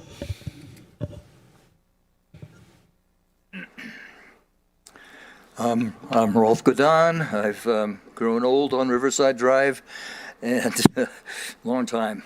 I want to also address the terracing issue. I'm really appreciative of the changes in the public, from the public input that has happened here since this thing has resurfaced, this whole park plan, and lots of good things have come of that, so I'm really pleased to see that. I'm really looking at the cost-benefit analysis of this whole terracing idea. As Dan said, it's about a 1-to-1 slope, which means it's a wall. River access is not advisable. The river's fast there. It's dangerous. We've got miles of easy river access between Glenshire and the Donner Creek confluence. This just seems like an expensive as heck idea. If there was no terracing, this fill, which has been there since they probably put it in when the original lumber mill was here, that it stays the way it is. The view of the river is, since it's a 1-to-1 slope, isn't enhanced a great deal by having it terraced down. I don't know if there's been a breakout of what is the cost of the terracing, hauling, et cetera, that goes into that income as a percentage of the construction of the park. It would seem we could save a ton of money not terracing it. The view of the river is still there. We don't have the worries about access or no access because it's pretty steep down there. It would really, I think, work against access by just keeping the park flat. There's a lot more room than also available by the flat surface staying there to put in other amenities that we've always talked about. So I'd really think it warrants looking at, is the cost of that terracing worth the benefit of doing it? So thank you. Thank you, Rolf.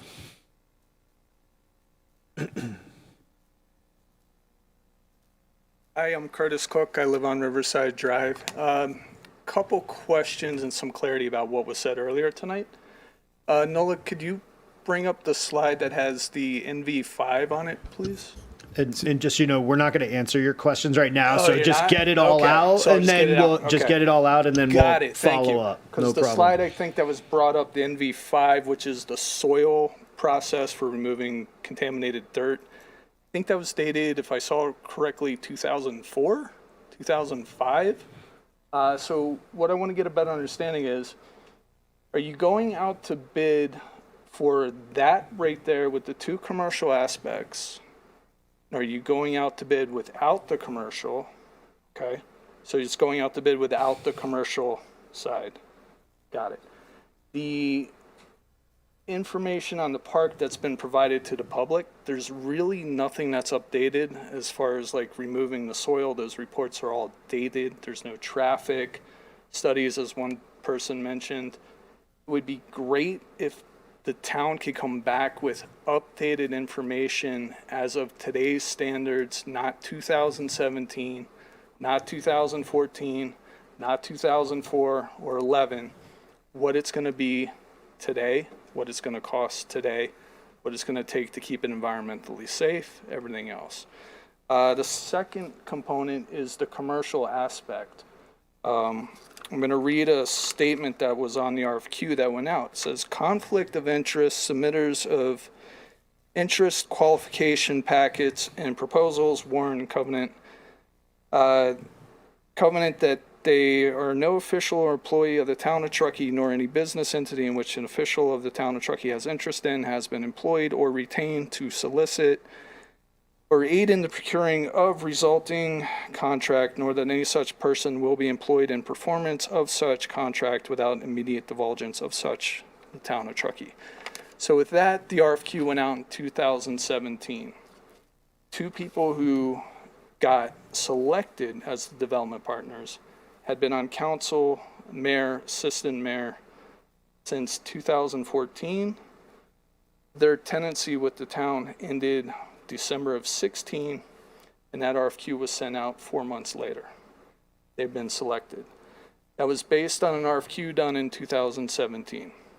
Can the town redo the RFQ for the commercial aspect to get a better understanding of what's going on, what can be done, and have it more up to date versus saying it's not finalized, nothing's been signed, we're not doing anything, but yet we keep seeing slides that have these ominous commercial buildings on it. Thank you.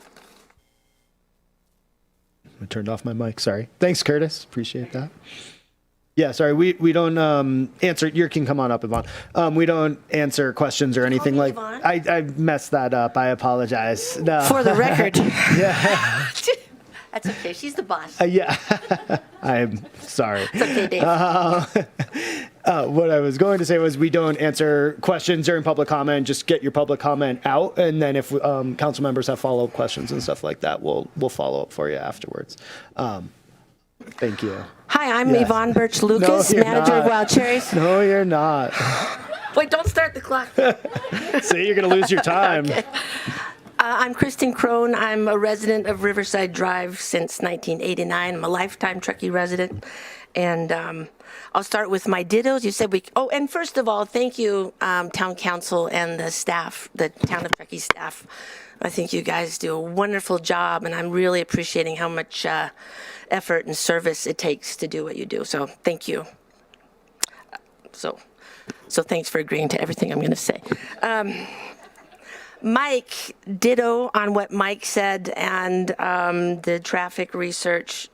Triple ditto on Lisa Wallace, who represents Truckee Watersheds. So valid arguments. And to Jan's statement of instead of more, well, in addition, he wants more upfront, way upfront research on statues and art. I say way upfront research on the negative impacts. To which river access, it seems that there's a forcing of the river access with this park design and other park designs without the appropriate safeguards for the environment, for the river, for the pollution, for the safety. There seems to be there's a lot of byproduct to what's happening with this river access without the follow through. And I don't know the answer, but that's a question that I have and a concern that I have moving forward.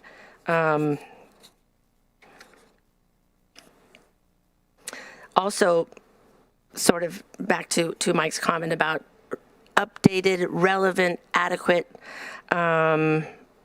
studies. 2011 really was the last, not only traffic, and what pollution will bring with the new park design. And I know the environmental impact falls within CEQA, but that was more of a soil contamination. I just feel there's so much more with this rendition of the park that really there need to be more relevant, timely, updated, not past from 2011 surveys. Well, that's it, really, for tonight. I mean, I've got 47 more seconds. Are you going to relinquish your time? Jim? Jim would like a gate. 2 gates and a clicker. A transponder, we're going to give it to the plow and the trash guy. Nice. I think you solved all the problems. Okay. Kristen, thank you. Thank you.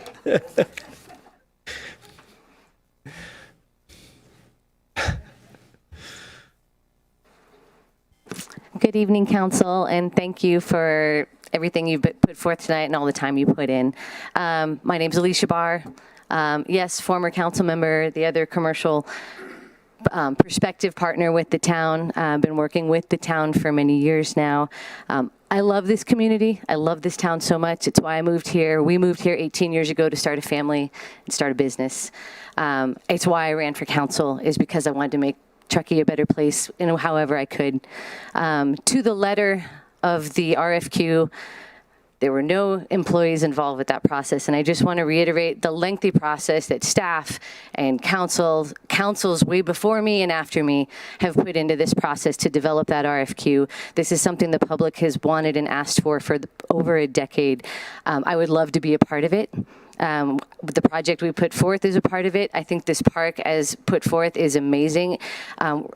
Like Joan said, if I'm not the one, so be it. But this park is amazing, and the projects put forth will be complementary to this. And I want to reiterate that the public and the process has been such a lengthy and transparent process, and kudos to everyone who's been involved with that. So thank you.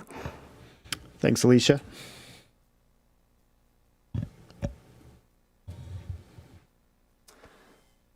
Thank you. Yeah, thank you, Council. Thank you, Town. My name's Andy Barr, Alicia's husband. I guess the first question is I'm not entirely sure what all the implications of some of the previous comments were, but I would just like to say that potentially malicious or self-serving accusations are not the Truckee way. I'll leave it at that, and I'll jump straight to my comments around the park. First off, thank you for, and I appreciate the decade-plus long work you put into the development of this. I just wanted to highlight maybe three things that aren't talked about a ton. First is there's a lot of conversation about whether it's down to the river or not. I think the key thing here is river engagement. And with the appropriate park design, whether you can touch the water or not, you get engagement, biking by, driving by, just knowing it is in downtown on West River. There's value, engaged value from all of downtown. Second thing that hasn't been mentioned, just a quick highlight, this works with the Truckee Springs project, which is across the river. So it was, I don't know if an integral part, but it was an important part of the Truckee Springs story, the fundraise. It is the urban side that is connected to the wild side via the bridge. So that's an awesome partnership. And then let me grab my note. I had one more thing I wanted to say. Just to touch on, so I think everybody knows that river revitalization, West River Street revitalization, river corridor revitalization, that's really been forefront of everybody's hopes for this corridor for decades. Previous general plan, recent general plan, river revitalization strategy, the number of documents that address this is huge. So we all get that. Kudos to the town for bringing forth a catalyst project for river revitalization here. How do you expect any developer or even just remodeler or new businesses to come in and believe in revitalization if you don't have leadership from somebody doing it first? And appreciate the town stepping up to do that with all this effort. So thank you. Thanks, Andy. Anybody else on public comment? This is your last chance. We are going to close public comment. Seeing none. Are you moving? Are you going? You got to be ready. I'm about to close it. If anybody else would like to say anything, as of right now, she's going to be our last public commenter. So if you want to say anything, please you line up against the wall where the other folks were. Thank you. Uh-oh, he's following me. That's good. Keep it moving. Hi, I'm Shelley McGinnity, and I've been a resident here for too long to mention, 42 years, and lived on the river 30 of those years. I currently live on High Street, and I own a property that backs up to Riverside Drive. My comment tonight is on parking and on the traffic on Riverside Drive specifically.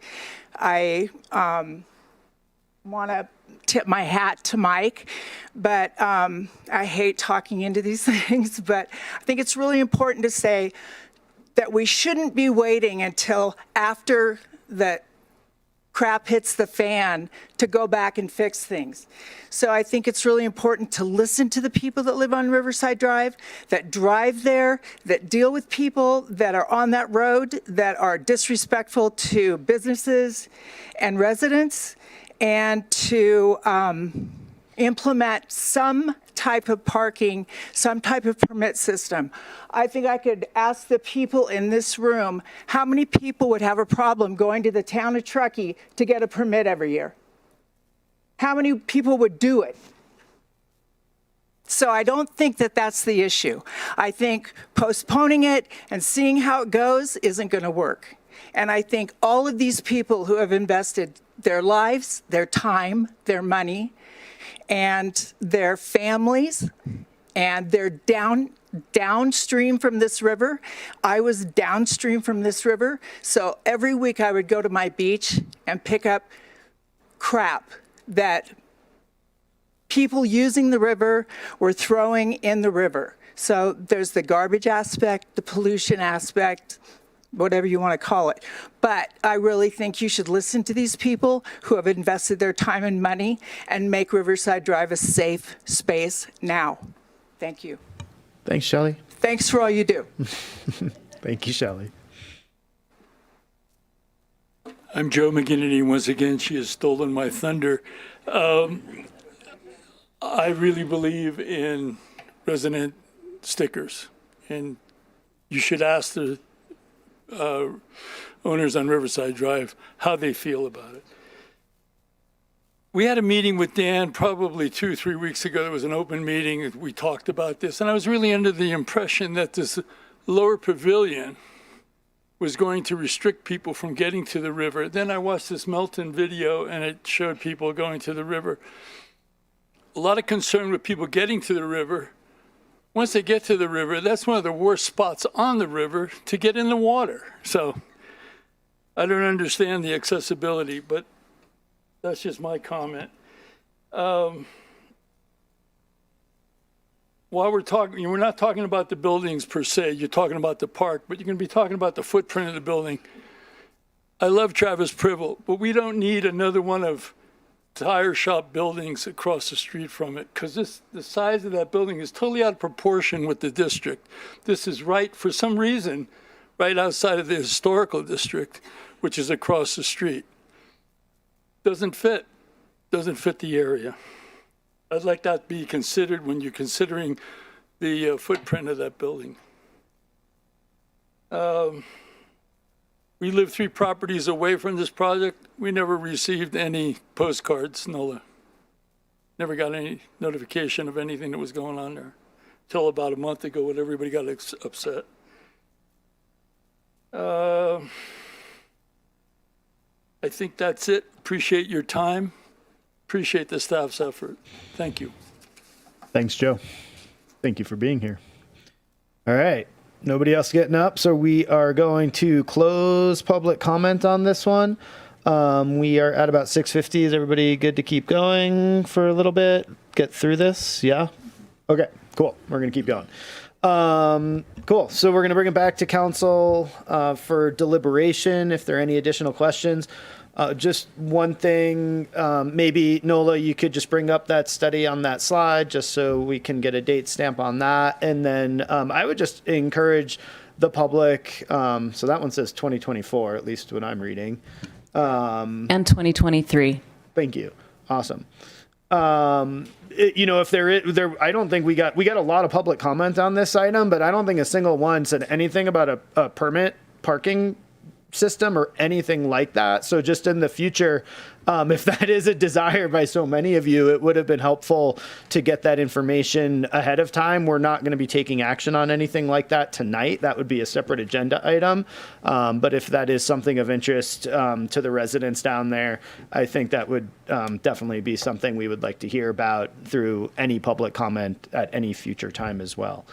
So I would encourage that if that was the case. With that, I think we definitely heard a couple of things that I'd like everybody to make sure they weigh in on their comments. I think the snow storage is satisfied, but if anybody has any other issues around that, please bring it up. River access is clearly one of the big ones I'd like to hear from everybody on. We did hear some parking, but that's up to you all. And then anything else anybody would like to bring into the conversation as it pertains to allowing this bid to go out. We're not talking about the commercial spaces. We're talking about, are we going to bid for this construction project? So with that, Councilmember Romack, what do you got to say? You have a question, Councilman Vice Mayor Zabriskie? I just have a couple questions out of the comments to staff. Yes, to staff. Yep. There was one comment about the parking on South River Street being exclusively for trail use. Is it being restricted to trail use, or is it public parking? It's So it's a parking lot that's intended to serve trail users. So that's the intent of it. From an enforcement standpoint, it's very you could put up signs saying trail use only to further reinforce that message. But we cannot restrict things to certain uses. Like, we're not doing that. Is there anything in the You can say development it. code, or have we adopted anything saying that parking cannot be used to walk across the bridge? We have not. Okay. And then my other question goes to the building. It was just Joe McGinnity talking about the buildings. Are those are illustrative, right? Those aren't intended to. Those are extremely schematic, I would say. Extremely schematic. Those are just placeholders. Right. Placeholders. Thank you. Those are my two questions. Thank you. Yep, Councilmember Henderson. And I have just one because we had a few public comments on it. If we removed river access from the park entirely, and I have to say, I really appreciated Mr. Barr's comment on river engagement. I'm going to have to use that term going forward if you're okay with it, because I think it's a good point. It's not just going into the river, right? There's other ways to engage with it. So if we removed that, do we have an estimate for how much that would reduce project construction costs? It won't change it much. Again, what we're kind of talking about, because when we say remove river access, I don't want to leave anyone with a misconception that we can totally do that, right? It's kind of how do we want to influence human behavior? So I think really what we're talking about is, do we want to extend the railing the full length of the lower plaza and then partially up the hillside on the other side to more heavily discourage people from walking down to the river there, or not? So from a change to the construction scope, it's very straightforward. Thank you. Yep. Any other questions? I have one question. Go for it. And this is related to the commercial buildings, but triggered by a question on traffic studies. Would the commercial sites, if they move forward in development, trigger any traffic studies, or that would be dependent on the proposed plan? Yes. Yeah. It would be dependent on the scope of the proposal. So what was envisioned in 2011 was a lot more commercial development on this site than what's currently being talked about. So when and if those proposals come forward, each proposal would be evaluated based on how much it may affect traffic patterns and other environmental factors, so that the appropriate studies are done as a part of the future review process of those projects. Thank you. That's it. Can I keep going now? You sure can. I make my comments? Please do.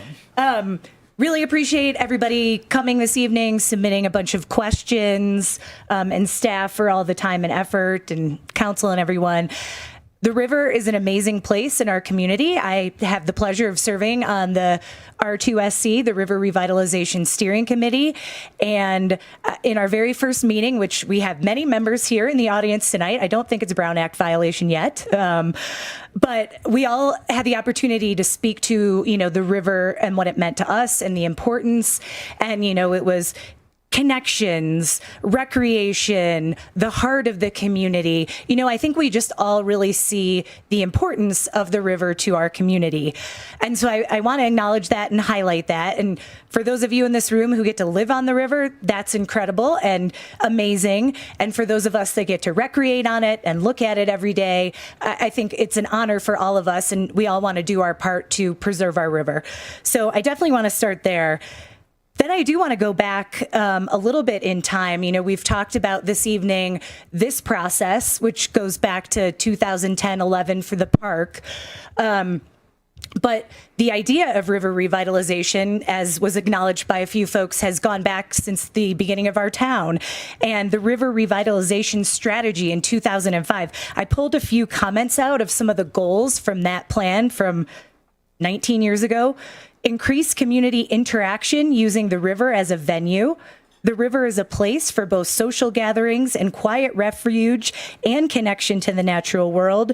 And a goal is to redevelop the community's neglected waterfront. And so I think those spoke to me. 19 years ago, a group of community members already putting these ideas into work. Then I think, our most recent general plan process, we heard again how important this river corridor is to our community. Because of that, we established the River Revitalization Steering Committee, or R2SC, which is 16 community members that are dedicating a lot of time already, monthly meetings, subcommittees, and then I know many community members who were here last night at the R2SC committee meeting and have been there before. So again, it just speaks to the importance of the river, of this corridor to our community. And I think all of the goals of these plans and committees has been to revitalize this area.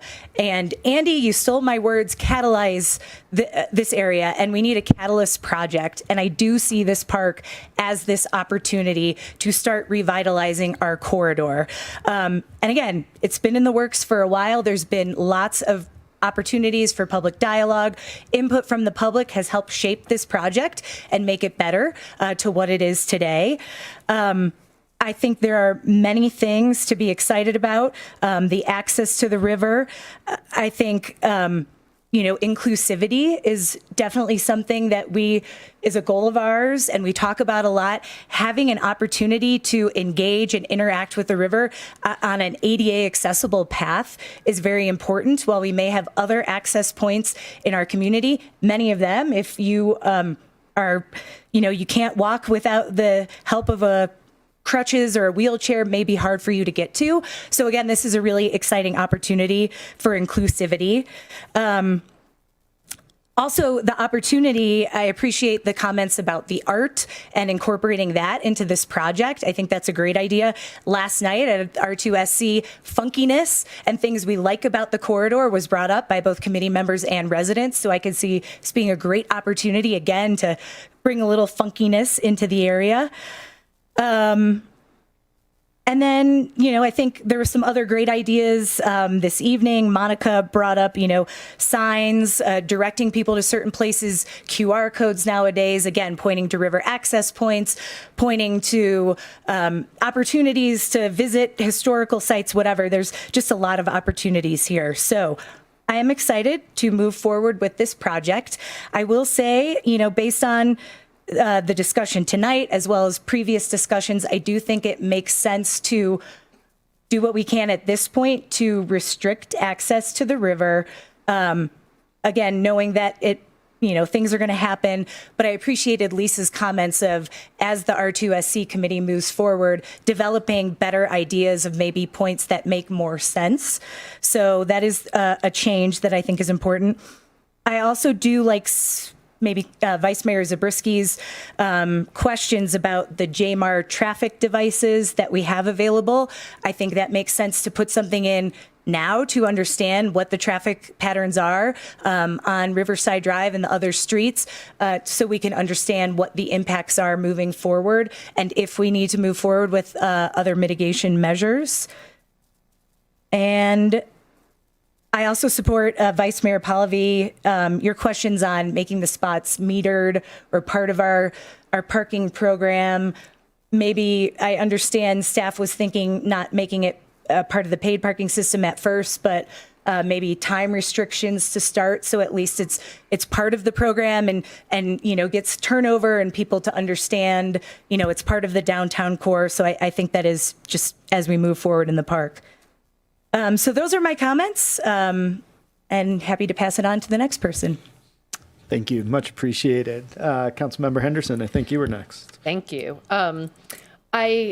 I think we've heard from the community for many years on this project, going back several councils, as discussed this evening, that the community really wants a park in this area. And it's really going through all of the details that we've been going through tonight to ensure that we're making that the best possible park for all of Truckee. So to me, this is a really exciting point for us. I know that we're not going to agree on every single detail related to the park, but I do feel like we're generally aligned in this vision and this overarching goal for having the highest and best use of this piece of land and of this park. And the reality is it's a vacant dirt lot right now. No one uses it. There's no real value to it in its current condition. There's no real value or benefit to our community members. And so as a town-owned parcel, I feel an obligation to ensure that we are adding value and benefit to our community by putting this piece of land to a higher and better use. As noted by several of the folks who made public comments tonight. It'll restabilize the area with vegetation, with natural landscaping. It'll enhance and connect this area to our downtown corridor, and it will be a celebration of the river. I agree with the comments made by Councilmember Romack and several of our public commenters on public art and making sure that we are really integrating that. And, you know, for this project and future projects to come, that we're really doing that up front and early on, being really proactive in that work. You know, it's interesting. This sort of originally conceptualized, it was river access. And I feel like what I'm hearing tonight is that the community's priorities on this have shifted a bit, and it really is about river engagement, to the point made. And so I am also comfortable with the change to restrict that river access as recommended by some of the folks tonight.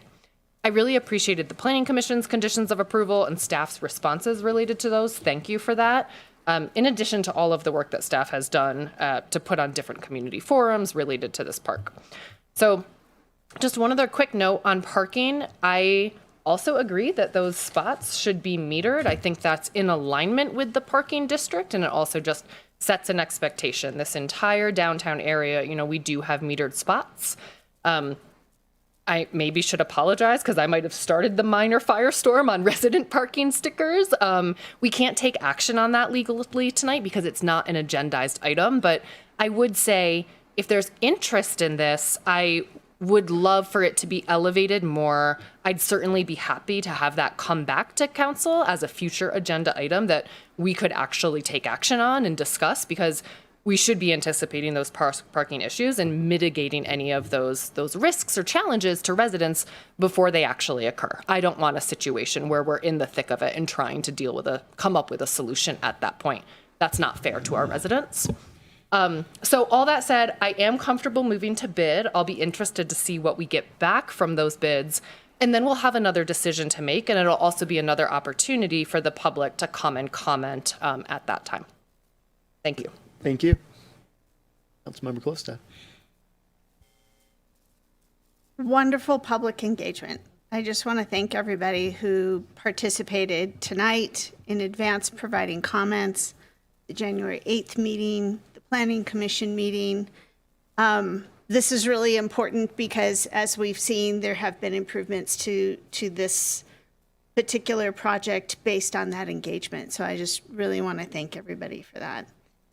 I am very supportive of moving forward with the bid on this project. I think it's appropriate given the amount of time and energy and resources the town and the community has put into envisioning this river access and engagement. I really think it's important to bring back the more natural grade there on the river and provide the accessibility that is a priority for us, and that does not get accomplished without that terracing. I personally, because I know we're kind of ticking through some of these particular items, the river access, I really like the river access. I like how they've currently designed it with a control point. I would prefer that we leave it, and if it becomes an issue, then we redesign that or add fencing back in, as Dan had suggested. I think given the plethora of river access on the other side, it's not going to be particularly popular. But because this is all about the public access, because this is a public resource, I would like to retain that. I think it's important to note that we are not doing anything with this bid that relates to the commercial sites. It is really, really important that the community understand that. That is an entirely separate process, and we welcome this same engagement on those projects as well. And I think if those projects come in excess of what has been planned or predicted in the traffic study, that would be the appropriate time to make any adjustments or updates to that document. We have all the other applicable and necessary permits. We have a stormwater pollution prevention plan. We have a remediation plan. There will be no contamination in the river because both of these plans provide preventative measures and monitoring to make sure that that doesn't happen. I do those all the time. They're robust. You have a third party inspecting them. I feel very confident in the town and the contractors and the inspectors' ability to protect our natural resource. And I just want to thank staff for bringing back a bathroom for the project. That was very quick turnaround. And I think that's really important because we do want to make sure that this is a standalone park. We cannot dictate when or if the two potential commercial properties are developed. And so I think that's really important that we have listened to the community and implemented that. So thank you. Peter, parking? And I think parking, I could go either way. I do not have a particular passion about including that in our parking plan or not. I'm prefer to follow staff's recommendation on that. But if my fellow council members feel it should be metered, as long as we have free parking times as available as well. So I think that covers it. I have additional comments, but I think that covers the items that we wanted to point out. Thank you so much. Good edit. Vice Mayor Zabriskie. I'm ready to send the construction design out to bid because it allows us to solve many of the valid issues that have been raised by community members. They've raised really important points that we've given a lot of thought to, but they're things we can address, and it's a matter of Riverside Drive residents and other community members staying engaged, because we are looking to you for a unified, at least I believe we're looking to you for a unified consensus on what it is you're trying to, what you're concerned about, both in traffic, safety, lights, and noise. These are all things we can address in the future. Let's decide what we want to do. At the community meeting, we did address permitting, and Dan Wilkins pointed out reasons why Riverside Drive people may not want permits. Well, there's time to have that discussion, so let's have it, and let's hope Riverside Drive neighbors can reach a consensus, because not only do they get the benefit of permits, they also get the burden of permits. What we're committed to in approving this bid going out is the bowl and the retention of the existing slope below the pavilion. That is the structure of the landscape that would be altered or maintained under the bid that comes back. And I think maybe what we'll need to talk about some more is access to the river, because I think we should start out by prohibiting access rather than having people become accustomed to sliding down the bank at that point. As Mr. McGinnity pointed out, and as I understand from Nola's description of the slope, it is a bad spot, both in terms of access and then once you get in the river, and then who's liable for the injury you suffer slipping down the slope or floating down the river face down. And there's good access across the river. So I would want to promote attracting people to just take the time to walk across the bridge to get in the river. And it's a matter of working something out with the land trust. I'd like the bowl. There was opposition to the bowl. People in favor of keeping it a flat slope. I like the bowl because it does help people better engage with the river. Once you get down in that bowl, you have a barrier to visual pollution and noise pollution. You certainly reduce the noise from the roadway. When you look around, you're not looking at the railroad and the buildings across the street. You're just looking at what's going to be native vegetation on all around you. So I think that makes it much more attractive and allows people to commune a little bit better with nature. Public art, let's go to the Public Arts Commission. People can start having that discussion. Those who are advocating for it, let's go ahead and get going on that. On traffic congestion, we already have traffic congestion on West River, and what staffing is telling us is the use of the park will be so slight, it's going to have a de minimis effect on that congestion. So none of us up here, I believe, is saying that traffic is not a problem on West River. It is, but we're going to address it and fix it with much more substantial actions than a prohibition on the park. On metered parking, I'm inclined to join in with having it be metered, but I don't feel strongly on that. I agree with Council Member Romack on the JMAR, and partly depends on cost and staff time, but if not that, I'll help somebody get a one of those game cameras. And then Joan Jones mentioned an ice cream parlor. Ruth Hall. Let's not talk about the commercial development unless it's pertinent to the discussion of the bid. I'm just commenting on a commenter. Okay. Yeah. Joan Jones talked about having an ice parlor. They can talk about whatever they want. I'm just trying to keep us focused. Okay. And Ruth Hall wrote about an ice parlor. So those are things that are not germane to our approval tonight, as the mayor just told me. But they're things we can work on together. And I want to encourage community members to talk with the developers and talk to any one of us about what you want to say. I think we're all sympathetic to that moving forward.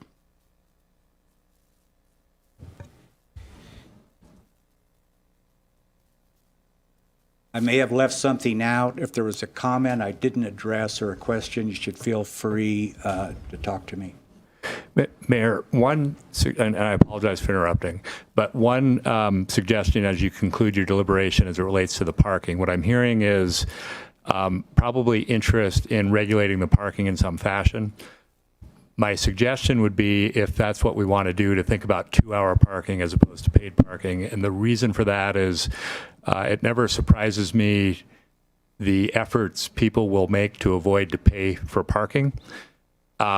So if our concern is, and I wouldn't inadvertently want to build 9 spaces of parking, put meters next to it, only to encourage people to go park on Riverside Drive or on Mill Street or across the road.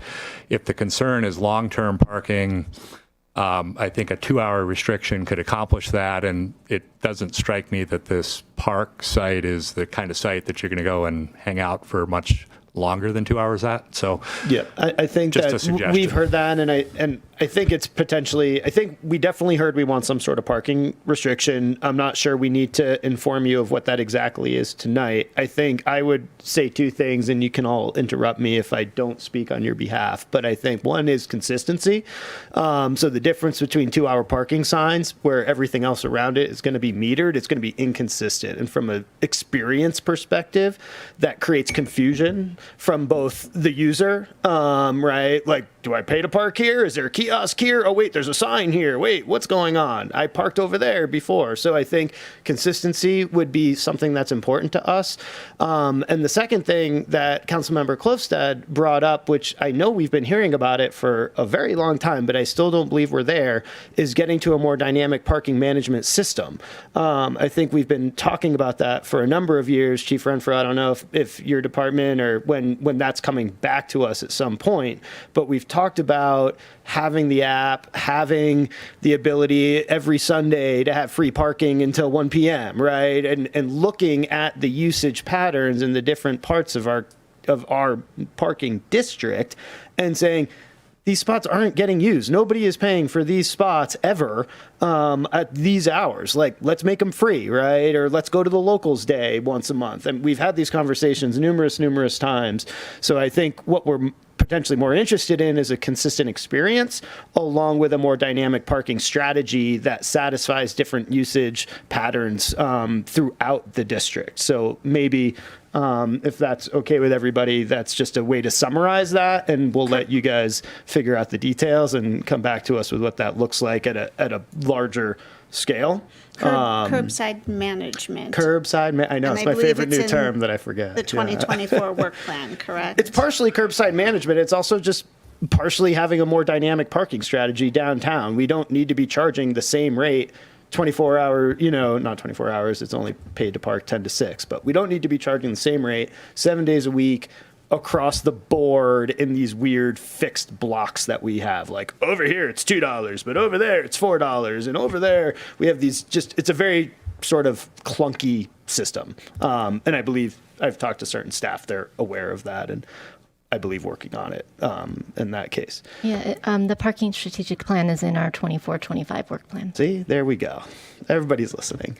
I'll just quickly get to my comments. I don't think they're going to be any surprise to the folks up here, but maybe to some in the audience. Unfortunately, I've been a detractor of this project, I think, for at least 6 years, maybe just 5.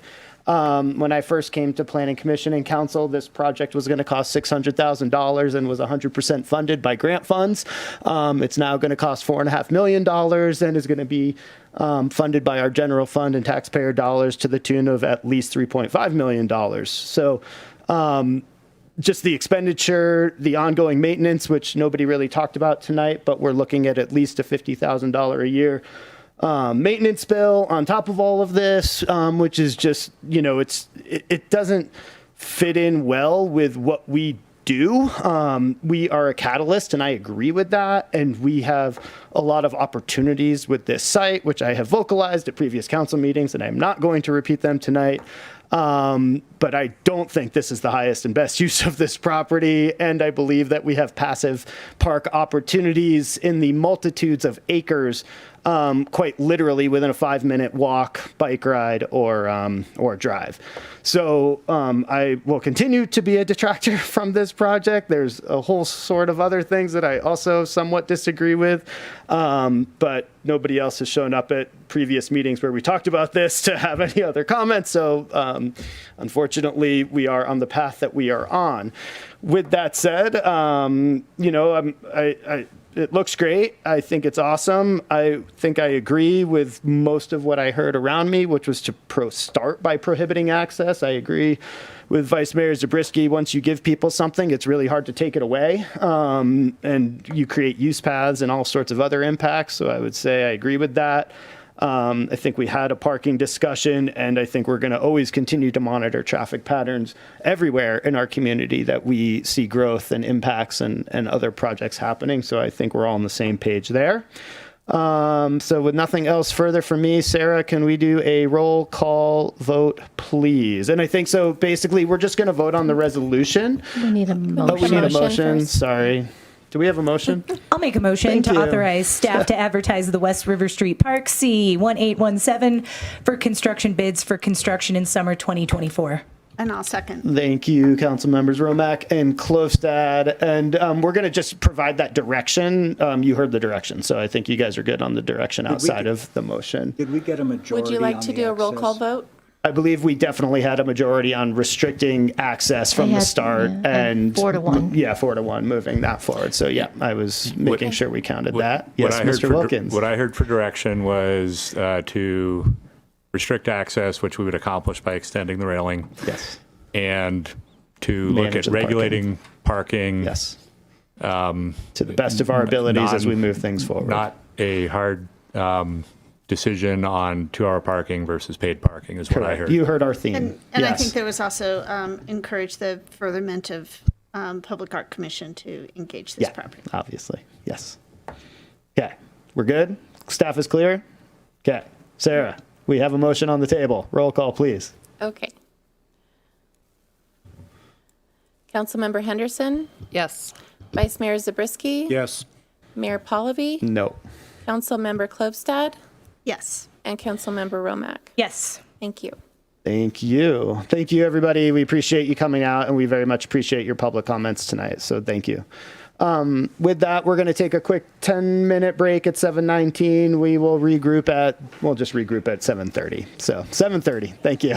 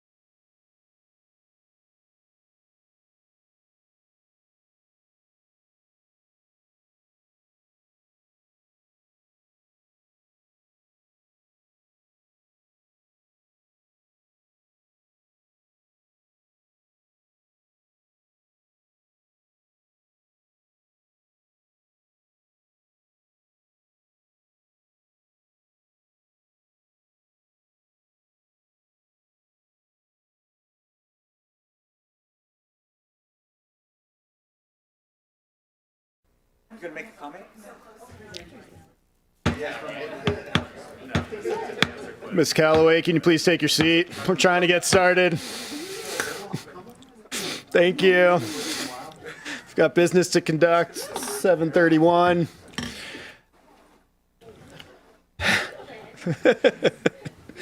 Item 7.2, are we back on? Roy, we're good? Yes? Thank you.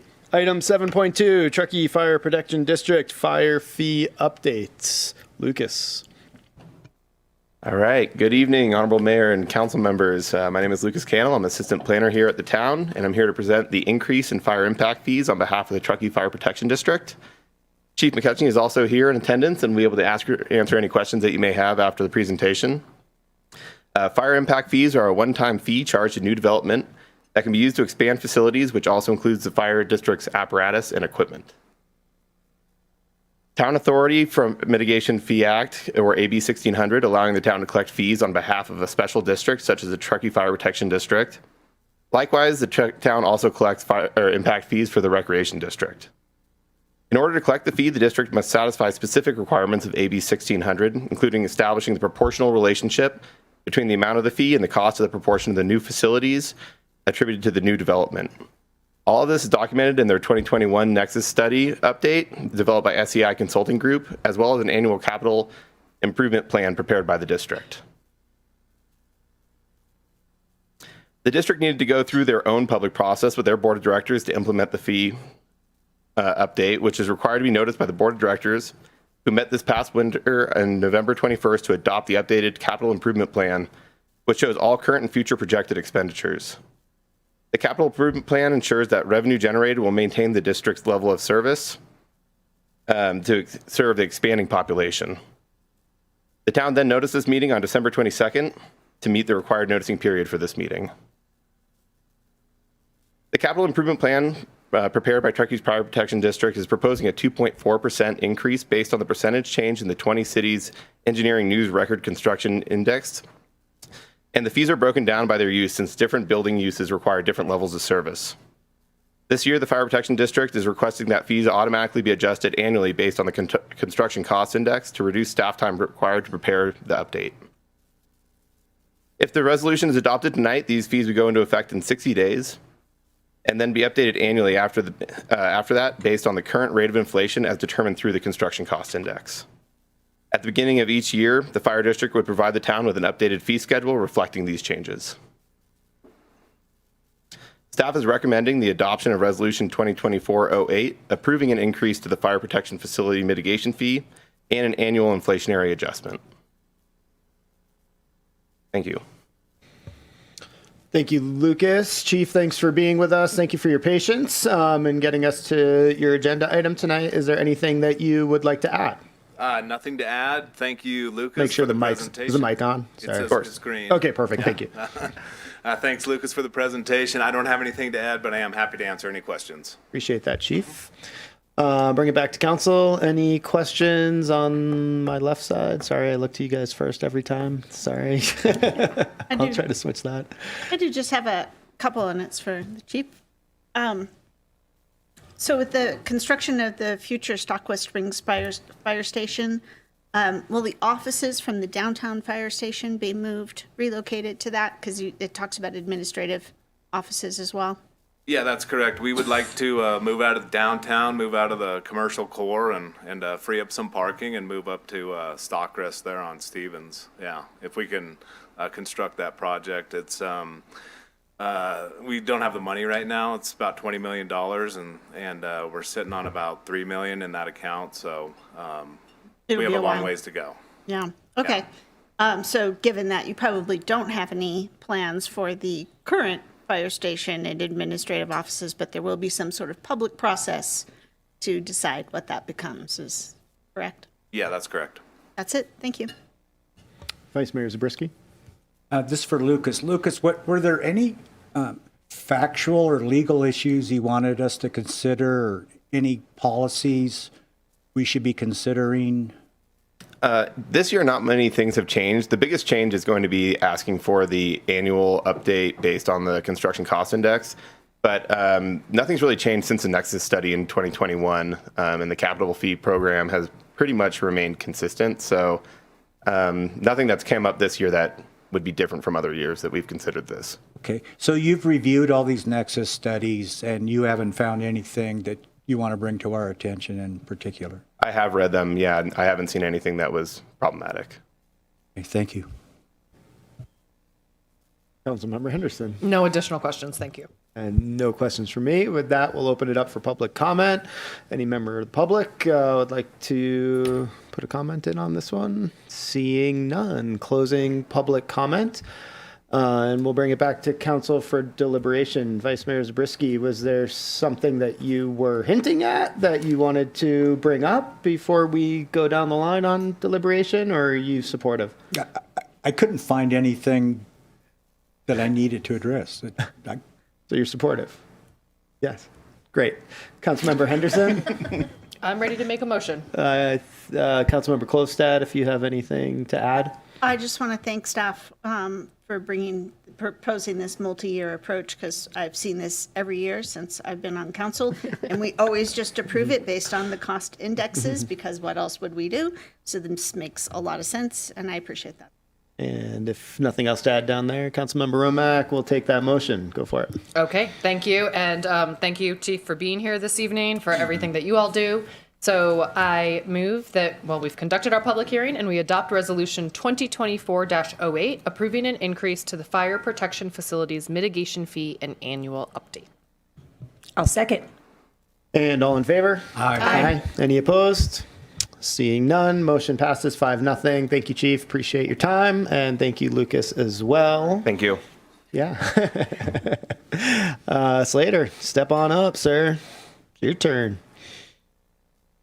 Item 7.3, fiscal year 22-23, AB 1600, traffic and facility impact fee, public hearing and fee adjustments. And this is Slater's first presentation. I to was council, wondering that. so- I didn't know if he gave us one before. Yeah. Hopefully you're as concise and on point as Nola, so you have big shoes to fill, Slater. Let's hear it. No pressure. Good evening, council members. Today we're going to be talking about another update to our AB 1600 fee program. This time we're talking about facility impact fees and traffic impact fees. I apologize, Councilmember Klostad. This is another presentation where we're just updating the fees based on the construction cost index. So we'll move along. The purpose of this agenda item is to conduct a public hearing for our AB 1600 program, specifically traffic impact fees, facility impact fees. We're also going to adopt Resolution 2024-04 to approve the fee adjustments, as well as Resolution 2024-06 to revise some of the implementing procedures for the traffic impact fees. This slide is just going over our revenues and our expenditures for the traffic impact fee program. The three projects that we spent money on this past fiscal year were the Pioneer Trail and Bridge Street Extension Project, Church Street Extension Project, and the Bridge Street, West River Street, Donner Pass Road intersections. This is summarizing the facility impact fee, revenues, and expenditures. The only project we spent money on the past fiscal year was the Church Street Extension Project. Typically, when we do this presentation, we have to make a finding to keep all of our current balance for the impact fees, because usually we haven't spent more than we've collected in the past 5 years, but that's actually different this year, so no findings needed. We've spent more in the past 5 years than we've collected. Or sorry, let me correct that. We spent more in the past 5 years than what our current balance of the fees is. And that is the same for the facilities impact fees. Here's a table for the recommended fee adjustments for our facility impact fees. These were really simple. They all just went up by 1.35%, which is the construction cost index change over the fiscal year. And if these fees were adopted, they would become effective on the same date that Lucas had for the fire impact fees, which is March 25th. For the traffic impact fees, the fees actually decreased this year. When we look at these fees, it's a little more complicated than just doing the construction cost index. We also have to compare that increase to the amount of development that we're anticipating throughout town.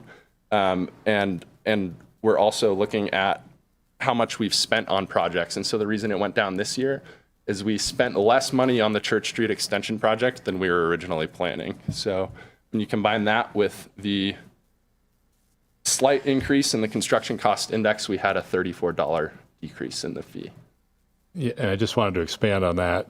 Basically, the staff was able to get grant funding that offset what otherwise would have been traffic impact fee expenditures, which meant that our traffic impact fee program had assumed a larger amount of expenditure on the project than actually occurred, which is why the fee went down. Thanks, Dan. So here's a summary of Resolution 2024-06. This is getting in now to our revision to the implementing procedures. The first revision on this slide is updating the way that we assess the traffic impact fees so that they now only apply to projects that have a categorical land use change. So we were often getting these like tenant improvement projects that would, it would be a coffee shop that is changing to, well, actually that's a bad example. It'd be, I don't know. It'd be an office building that's changing to a coffee shop, right? Or something like that. And it doesn't make sense why we're charging additional traffic impact fees. So we only want to catch these projects where there's going to be a substantial change in the traffic impact, because we have so many tenants moving in and out of these spaces all the time. It seemed ridiculous to be keeping track of it. The other revision that we're making to our implementing procedures are to update our the grandfather status. This is what we had before, where you could basically be eligible for a fee credit if you had previously paid a fee. We're sort of changing that so that as long as there was a legally established land use in the building before, that land use will be automatically credited, and you don't need to provide a receipt for the fee. And those were the two changes to the implementing procedures. So the council recommendation is to acknowledge that we had the public hearing for the fiscal year 22-23 AB 1600 program, and adopt resolution 2024-04 and adopt resolution 2024-06. That's it. Excellent job, Slater. Well done. Oh, look at that. Round of applause. Nice. Anybody want to go first? Councilmember Henderson, any questions? No, thank you. Vice Mayor Zabriskie, questions? Most of my questions were answered a year ago, but I have a few that didn't ask then. And one of them just came up. It's on Exhibit 5, the attachments. And Exhibit 5 has the project cost estimates and percent funding response. And looking at the Truckee roadways, one of the roadways was SR 267 Brockway to Placer County line, widened to 4 lanes. And as I recall, the council made a decision not to widen 267. Is this just an artifact from an earlier period, or why do we still have? Yes, it is. And that would be the type of modification, to pull that out of the fee program as part of the, our typical 5-year, more comprehensive update to the fee programs, which we haven't done yet. Okay. And so I have the same type of question on Exhibit 7, which as an attachment, there's one about gas station growth equaling 21 dwelling unit equivalents, and we're banning new gas stations. So is that, again, something we would address during the 5-year update? Yes, we could take that out. So this doesn't affect the fee. It just indicates if that's a fee. It indicates the amount of the fee, but there may, because of the no new gas station rule, never be a new gas station, so this would never be applied to it. Yeah. And similarly, on the hospital, in that same exhibit, we ended up with 2 dwelling unit equivalents for a hospital. We don't know. Actually, at one time, I thought the hospital was going to triple in size, and now we don't know what's going to happen. But this exhibit is talking about fee calculation. It's not about the total pot that we're collecting towards.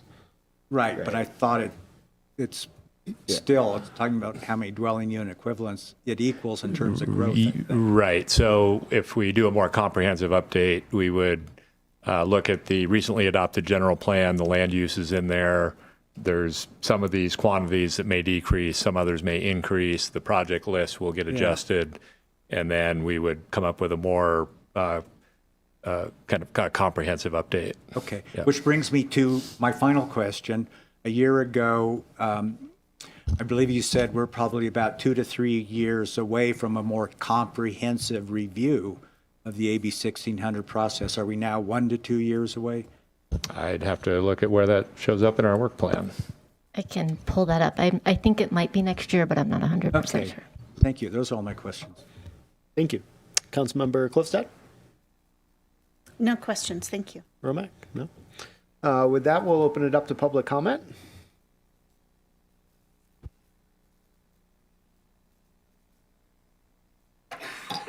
Thank you, Mayor and members of the City Council. My name is Jennifer Jennings. I live in Tahoe, Donner. I'm here because of the council's decision last month to suspend the Pioneer Trail Bridge Street Extension Project, a project that looms large in the AB 1600 program. It's orders of magnitude larger than the others, and is really the basis for a large part of the traffic impact fee that is being charged. I was on the town's AB 1600 committee when it was last under consideration, and at that time, the Contractors Association made a big push to get this project out of the list so that the traffic impact fee could be substantially reduced. Given your action last month on the basis that you didn't want to do a survey to see whether there was community support for this project, I expect the Contractors Association, in this case rightly, will be coming after this project. And I'm very unhappy with the decision the council made, because we need emergency evacuation routes throughout the community, but especially in Tahoe, Donner, where you have 6,500 homes and 2 ways out, assuming that neither of those ways is blocked by firefighting equipment. The most recent fire incident we had, Alder Creek Road was blocked, so we would have been left with 1. I mean, every year records are set by the number of people who die because they can't escape wildfires.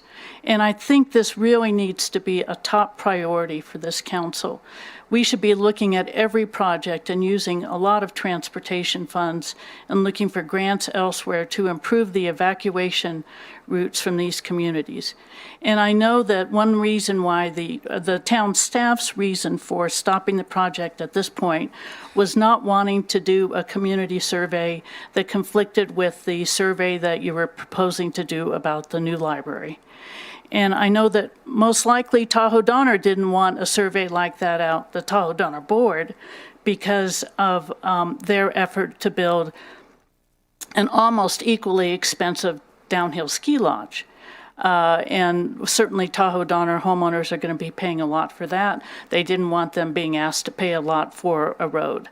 I think that this community would have really strongly supported financing options, and it's really distressing not to even be given the opportunity to express our views. So the town is really responsible for public safety. It's not the Tahoe Donner Board. That's not their thing. Their thing is making money and trying to enforce covenants and restrictions. They have no expertise in evacuations. I think the only thing that we've seen from communities where there's been fires is how chaotic it is. No matter what kind of technology you have, you still need ways for people to move out of the danger zone. Thanks, so I think this Jennifer. is a matter of life and death. And I just want to say, after having sat through this, yeah, I know, but I mean, you do a great job at community outreach, but there was none on this, either from the town or from Tahoe Donner. Thank you. Thank you. Appreciate your comments and thank you for being here. Any other public comment on this agenda item? Seeing none, we will close public comment and bring it back for any deliberation. I will look to my right, Councilmember Henderson. Anything to add? I'll just add that I appreciate the public comment. I think, as you know, live in Tahoe Donner. And I agree that we should, throughout the town, not solely in Tahoe Donner, be working to improve emergency evacuation routes. I want to clarify that at least, my decision was very much informed by the exorbitant costs of that project. And those costs, going forward with those was not supported by the Tahoe Donner Board. And they are a big stakeholder in the costs for a project that's going to impact them and their residents. Given that, though, I don't have any other comments specific to the fee before us tonight. Obviously, we've seen this before. It's not exactly new. So I can leave it at that. Thank you. Thank you. Vice Mayor Zabriskie. I'm ready to have it adopted. My only comment to the board and staff, to the council and staff, is I'm looking forward to the comprehensive review. I do feel like it seems terribly out of date, just given what the changing times. That's it. Sure. Councilmember Klostad. Well, I think you did really well, and there actually are some anomalies here, so it's appropriate to come back annually for this. Particularly, I've never seen a traffic fee go down. So that was quite interesting. Thanks for explaining that. I'm ready to move forward with it. And Jen, you were looking up when it's in the work plan to I relook was, and I didn't actually find it. So we will Okay. have that discussion at the 8th retreat of if you want to prioritize. And maybe I'll find it in between. Sounds good. Yeah. Are you good? I'm happy moving forward with this. I just want to make it really clear to everybody, because what Public Works and Slater, and I know Scott had a big hand in it, and Dan and Becky, what they did by adjusting the fees for commercial spaces is actually a super real world issue that was dealt with over this past year. And I just want to really make sure that you guys are recognized for being flexible, for being business friendly. It was a huge change to the way that people who were used to doing business with the town came back and said, wow, that was actually really refreshing. And the amount of hate calls decreased significantly after those decisions were made internally first and now on the record. And I just want to make sure that you guys are recognized for seeing that and seeing how some of the real world policy implications that we decide up here that a lot of us oftentimes have no experience dealing with. That's a really big one, and I think you guys should be recognized for that. So thank you. Mayor, are you talking about the amendments? Correct. The Okay. amendments to the way that the fee is going to be assessed, specifically in existing zoning districts and existing commercial spaces primarily, is a huge departure from the way that we have done things in the past, and I think shows a commitment to trying to be easier to work with. And I wanted to make sure that you guys recognize what that means, but also the public heard it as well as a significant change in the way that we're calculating fees and dealing with a lot of these commercial spaces that are changing quite often, especially as our economy changes. So with that, entertain a motion. Happy to make it myself. If Romack, you ready? Councilmember Romack? I don't have it in front of me. Sorry. I have it up. Went to I the move next that item. we've conducted the public hearing for AB 1600 fee revenue expenditures, and I move that we adopt Resolution 2024-04 approving the annual AB 1600 program fee adjustments and adopt the Resolution 2024-06 revising the implementation procedures for the collection of traffic impact fees. And I, too, would resonate with that very creative and business-friendly approach. So thank you. Thank you. Councilmember Romack. I'll second. Excellent work. Thank you so much. And all in favor? Aye. Any opposed? No, motion passes. Thank you very much, Slater and your team. Appreciate it. Good job. All right, cruising right along now. Item 7.4. We have a proposed new housing program, the Long-Term Rental Preservation Program. This is going to be a recommended action, providing feedback and directing staff to move forward. So we're not making any final decisions on this one at the moment. We're gathering information and providing some recommendations to staff for how to move forward. It says Hillary, but I see other people lining up. I know Lynn, and I'm totally forgetting your name. I'm so sorry. So please introduce yourself, because this is also your first presentation. This is a night of all firsts. They didn't give you a name tag. Jeez. I'm happy to introduce Annika Kimmy, who is our Civic Spark Fellow for the Housing Program, along with Lynn Baumgardner, our Housing Program Analyst this evening. Thank you for that. Annika, welcome, and thank you for your first presentation. Go for it. Hi, everyone. I'm a Civic Spark Fellow with the town. Working in housing, Civic Spark is an AmeriCorps program that's focused on building climate resiliency at the local level. And today I will be presenting on the long-term rental preservation program concept with Lynn. So the proposed long-term rental preservation program is a new housing program that locks in workforce rental units and affordable rental prices for multiple years to provide stability for the local workforce. The program would offer financial incentives to property owners who commit to renting long-term to income-qualified local workers for at least 3 years and to keeping the rent below market rate. Staff recommend that the new program be administered through the town's Lease to Locals contracted program administrator Placemate. The new program has many similarities to Lease to Locals, and staff recommend that the program outreach and operations will be most cost-effective and efficient, with one administrator operating both programs. Placemate already has the tools, marketing channels, and the familiarity with the local market to successfully administer the new program. And so now I'm going to go into more depth on the background of the new program. So the town has made significant progress in establishing more housing programs and providing affordable workforce housing in the past few years. However, housing challenges remain in Truckee, and today over 50% of the housing stock is comprised of vacation homes. According to the 2023 Mountain Housing Council housing needs data, there are over 4,200 inadequately housed workforce households, and households between 0 and 160% of the area median income make up 87% of these inadequately housed workforce members. And these numbers demonstrate the continued need for more affordable workforce housing in Truckee, especially for local workforce households making less than 160% of the area median income.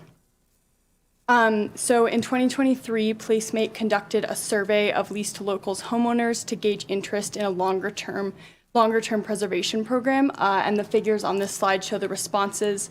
So on the left, homeowners were asked if they would be interested in participating in a long-term rental housing preservation program for 3 to 5 years, and over 40% of participants said they would be interested, while less than 20% said they would not be interested.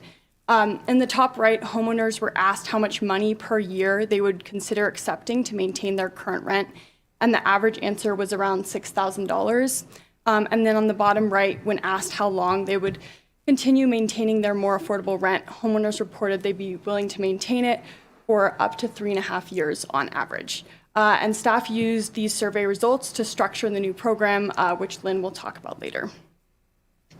So to begin program development, staff conducted background research to learn more about the best strategies other jurisdictions are using to preserve workforce housing, and whether any jurisdictions have seen interest, participation, or successes in similar programs to the long-term rental preservation program concept. As part of the research, staff looked at housing programs and housing elements in over 15 mountain towns across 10 states, and met with program directors in 5 different jurisdictions to discuss their different approaches to long-term rental preservation. And based on this research, staff found that most towns and counties had no workforce preservation programs similar to the one staff is proposing. A few towns had created programs based on Lease to Locals, but had not expanded beyond that model. and another handful of towns had goals for a long-term rental preservation program in their housing element, but had not acted on those goals yet. There were a small number of jurisdictions that had deed restriction programs designed to create more workforce housing and long-term rentals. And then the Rent Local program in Big Sky, Montana was the only program staff found that expanded on the lease to locals model.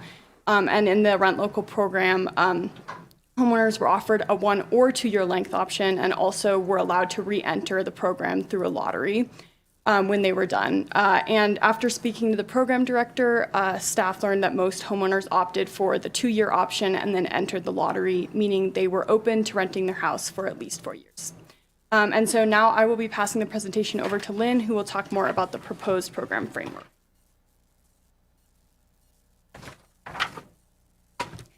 Thanks so much, Annika. With that background, I will go over the framework.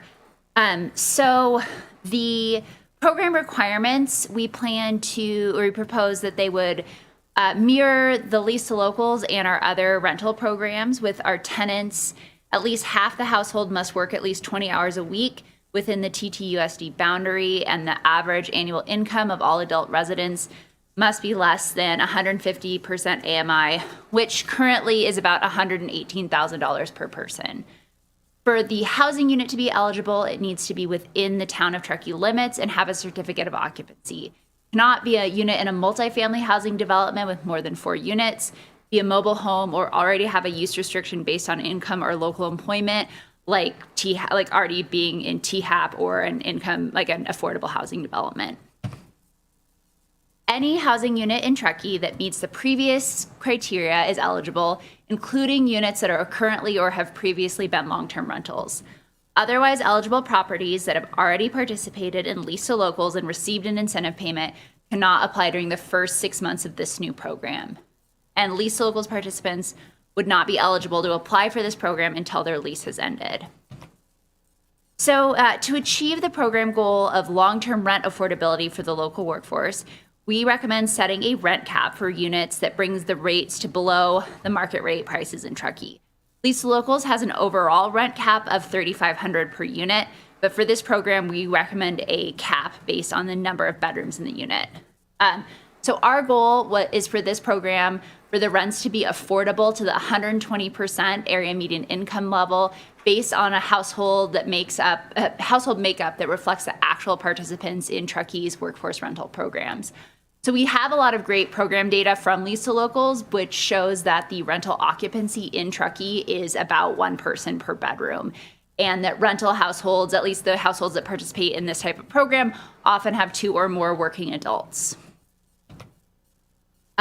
So to calculate the rent caps for the different unit sizes, we started with the HUD-based affordable rent for a 3-person household at 120% AMI, which is $3,038.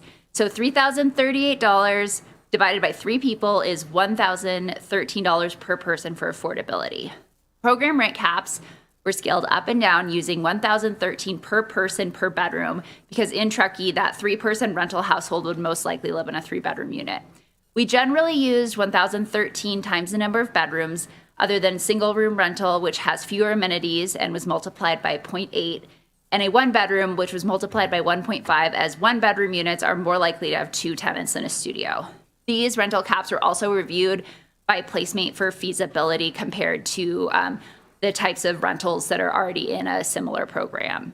And HCD updates the AMI limits annually in the spring, so staff recommends updating the rent caps annually according to the above calculations. The proposed incentive amounts up here are based on 3 factors: unmet housing demand, current market rental prices, and feedback from previous lease to local homeowners, which Annika talked about. So homeowners said they would consider an incentive of about $6,000 per year to maintain the rent rate they offered while participating in lease to locals. And we base that on a 3-bedroom unit because most participants in lease to locals were 3-bedroom units, and we increased it slightly to the average of $6,500 per year for a 3-bedroom previous lease to locals participant because they potentially might have to lower their rent to meet the new rental caps. And there are two recommended levels of incentive payments: new participants and those who have previously participated in lease to locals. The incentives for homeowners who have not already participated are about $1,500 per year higher to recognize that they have not already received a rental housing incentive. And data from the Mountain Housing Council need assessment showed that the most unmet demand for our local workforce is for 1 and 2 bedroom units. So proportionally, the incentives for 1 and 2 bedroom units are larger to encourage participation from property owners with those size of units. And so while the incentive payment does not fully fill the gap between the rent cap and market rent, the percentage covered by the incentive is higher for 1 and 2 bedroom units compared to 3 and 4 bedroom ones. If council recommends moving forward with this program framework and developing guidelines with Placemate, our anticipated timeline is to come back next month with a contract amendment for developing program guidelines with Placemate. In the winter, we'll develop the program guidelines and bring the guidelines and contract for program administration to council in the spring of 2024, and then launch on July 1st, which is in time with our work plan. And then during fiscal year 24, 25, and 25, 26 would be the pilot program as proposed. And then throughout fiscal year 25, 26, we do evaluation and consideration of program revision and or continuation. We would like specific feedback on some questions about this program. And I'll bring the slide back up during your questions and deliberations. So should the rent cap be based on number of bedrooms, and does the rent cap seem feasible? Does a 3-year term meet the program goals? What are your thoughts on the incentive amount and payment structure? I didn't mention it, but as you can see on the chart, we weighted it. So you get a quarter, and then a half, with the largest payment at the end of 3 years to incentivize people to really commit to the full 3-year term. And then how should lease to local participants be included? As far as next step, we recommend that council provide feedback on program direction and direct us to develop program guidelines based on the draft long-term rental preservation program framework.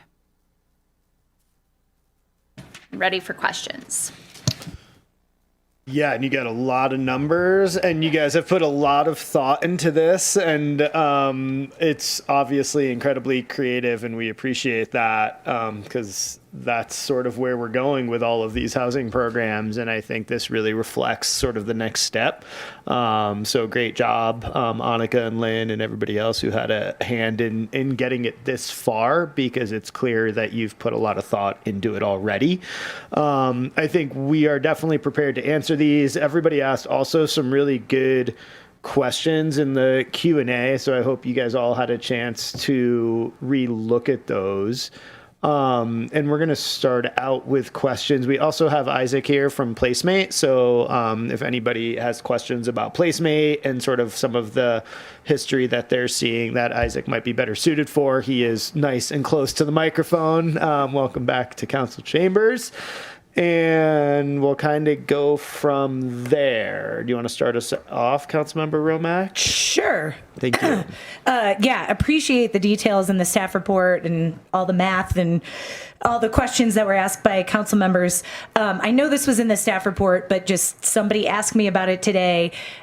This wouldn't be committing to you have to have the same tenants for 3 years, correct? No, it could be any set of qualified tenants. The lease period would have to be a year, but it could be different sets of tenants throughout the term. And then there's like a grace period, or if you do have to go between tenants, that they get a little bit of time to find a new tenant. That is the plan. Right. And then maybe this is Placemate, or I'm not sure who. How do we ensure that they are actually renting their house? I think you guys go through a checklist, and you vet the applicants. Again, I was just asked about this today too, if you could just explain that a little bit. And just formally introduce yourself for the TV viewing audiences at home. Sure. Thank you. I'm Isaac Landman. I work for Placemate, here representing tonight. The way that we verify whether or not landlords are renting to tenants is collecting a signed lease and doing employment verification with the tenants as well. We also do a move-in confirmation, as well as a midpoint check-in with tenants if it's a year-long lease, and an end-of-lease check-in for all leases. So there's multiple touch points with tenants that are separate from with the landlord. Thank you. Appreciate that. Those are all my questions. Councilmember Klostad. Just a couple. So the 20 hours per week is averaged over the entire year, correct? Yes. So in theory, we could have, say, a student working full-time in the summer and some holidays, and they might still maintain eligibility. As long as they're averaging more than 20 hours a week with qualified employment. Can the owner have additional requirements for renting, like no pets or things like that? Yeah, it's how it's worked with lease to locals is it's up to the owner to create their lease and put requirements like no pets or no smoking. Obviously, they have to follow California laws. They have to follow non-discrimination and housing laws, but they get to have final selection of their tenants. They're not being assigned, and they can set their requirements as needed. You preempted my next question. Thank you for that. That the owner actually makes the final selection, presented with options, and they make the final selection. They're not even necessarily presented with options. Sometimes owners come with their set of tenants already, or there is matching availability from Placemate. Placemates, great. And you're asking us to chime in on the basis of the cost, or using bedrooms as the basis of the cost. So did you do any calculations considering the basis of cost as square footage? We did not do square footage just because so many of the participants are one person per bedroom.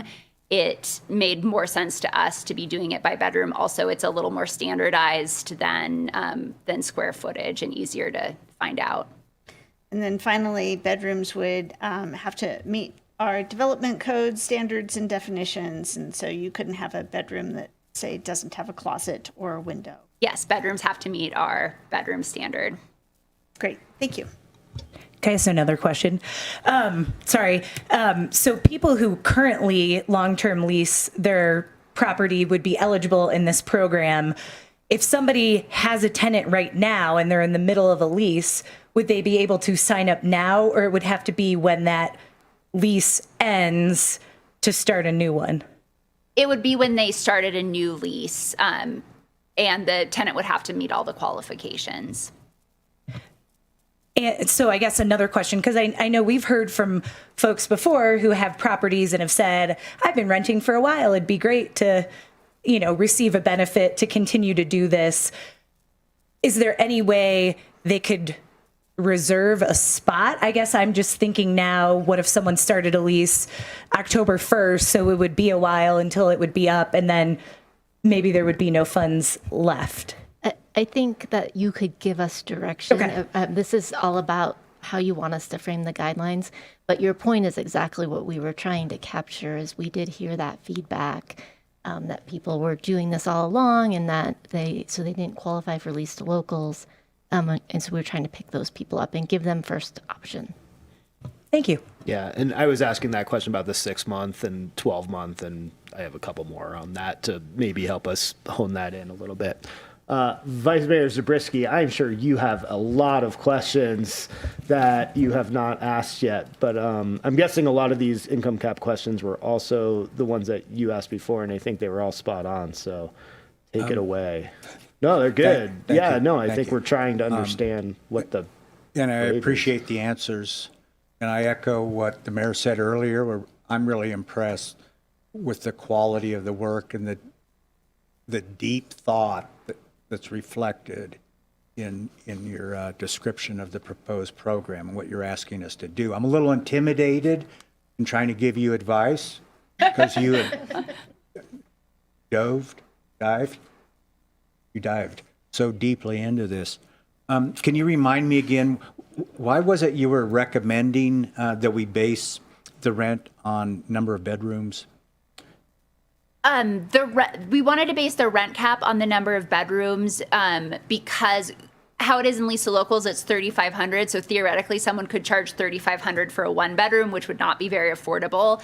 and 3,500 for a 4-bedroom, which is significantly under market. So we wanted it to, encourage, especially because we want more of those 1 and 2 bedroom units. We want people to be able to afford them. Yeah, So and this is directed at maximizing the number of workers who can be housed under this program. exactly. Okay. Just to add a little bit more flavor to that, we were looking also just for a way to set a maximum rent that was fairly easy to understand and easy to administer. As was noted, there's a lot of numbers in this, so there could have been many paths we went down with setting affordable rent. We were looking for something that's very clear to communicate and clear for us to be able to track and enforce. Okay. And is one of the reasons, or the main reason you're asking us whether the rent cap seems reasonable, is we don't have really good data? Exactly. Yet. Yeah, we don't have good data yet. Annika we're always working to improve it. But yeah, the actual market rent is really difficult to calculate. We think these numbers look good compared to what market is, compared to what the data we have from Placemate, which is below market to some extent, and then what is actually affordable to the people we want to house. But again, it's we did a lot of math and calculations, but it's still a little bit by feel. So we wanted feedback. Okay. And then the big payment at the end of the third term, what were other alternatives you considered? It appeared to me like a large amount. Why did you move? It seems to me like a large amount. Why did you land on that amount? So we figured out based on that 6,500 that we thought was a good amount for a 3-bedroom for a previous Lisa Locals participant, and kind of scaled up and down from there. 6,500 per year. We came up with the total, and then we wanted to split it unevenly because we really want people to be able to stay in these rentals for 3 years if it works. We really want to encourage stability, and if we have if the payments are all even, or it's higher up front, we just think there's less of an incentive to see the whole program through. And I mentioned in the question and answers, California does have a very strong, rental tenant protections, but it's rare, but we have had a few drop out during Lisa Locals partway through, and we were able to either not give the second payment or do a prorated payment because they didn't actually complete the full term of the program. So by weighting it with the third payment, we are encouraging people to participate for the whole program, because we don't have a stick, like a deed restriction that would say, like, no, you can't stop doing this. It's only carrots. So we wanted to really heavily incentivize people to participate all the way through, and then have the ability to people aren't getting it all up front and then dropping out. We did consider splitting, like we do for Lisa Locals, the payment is on tenants moving in and then successful completion on lease. But with a 3-year program, we did consider that, and it's definitely an option, but it would just be more administrative work to do 6 payments or instead of 3. Okay. I think we're trying to balance a number of things with this and meet the objective, but if you have other ideas, we're happy to hear those. You saw that comment from one individual who pointed out that landlords have monthly payment obligations like mortgage and that sort of thing. You were already aware of that. Yes. When you were noodling this to begin with. Yeah. We considered doing some payment upfront, but again, we really want to encourage people to do the full term.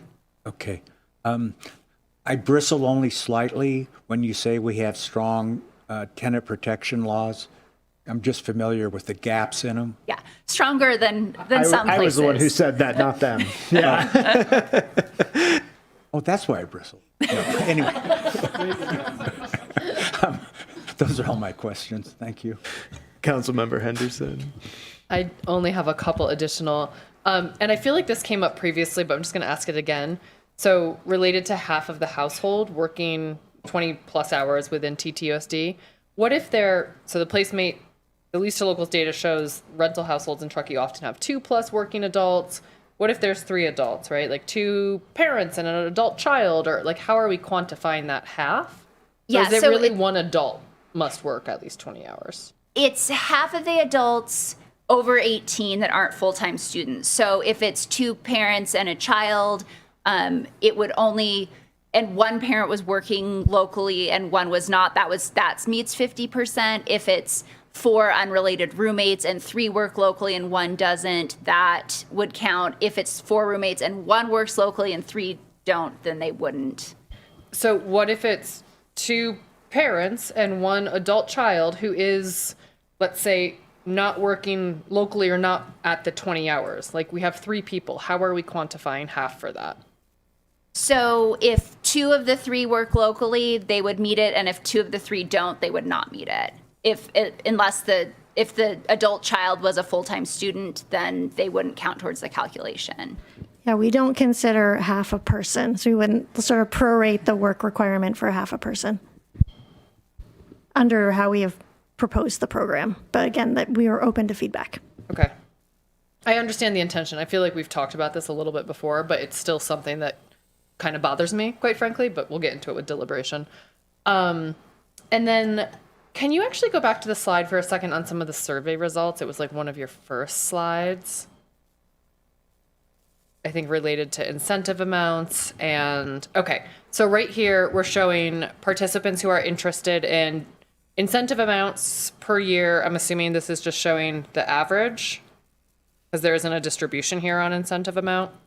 I can speak to that. That's correct. Okay. Yeah. And this is actually, like most people, the majority of respondents skipped this question, and even more skipped the subsequent question. Yeah, that's correct. So that's only based on like 50 respondents and about, oh gosh, this second one is only based on about 23 people. Is that correct? It may be. I would imagine you have the numbers. I believe it's Which one are you looking at? 113 people answered the first and 70 skipped, and then the second 102 answered and 81 skipped. Okay, so we're not saying that. I see. Okay, so we're saying like 102 people are included in this average of 3.5 years. Yes, that's correct. Okay, that makes me feel a little bit better. Okay, I think that's it for questions. I'll keep the rest for deliberation. Great. I guess my questions were mostly asked ahead of time.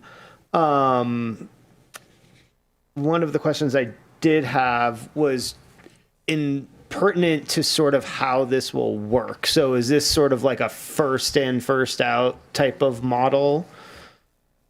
That's something we determine when developing the program guidelines. We'd likely bring several options to council if we are directed to bring program guidelines. That would include, I think you're asking, like, if we have more interest in the program than funding available, slots available. No, what I'm asking is if we meet our budget requirements in the first 6 months, for example, or really in the first 6 months, but back to Councilmember Romack's question, we have people in 12-month leases that won't become eligible to enter the program, but yet we're going to open it up to other people before that lease term is up, right?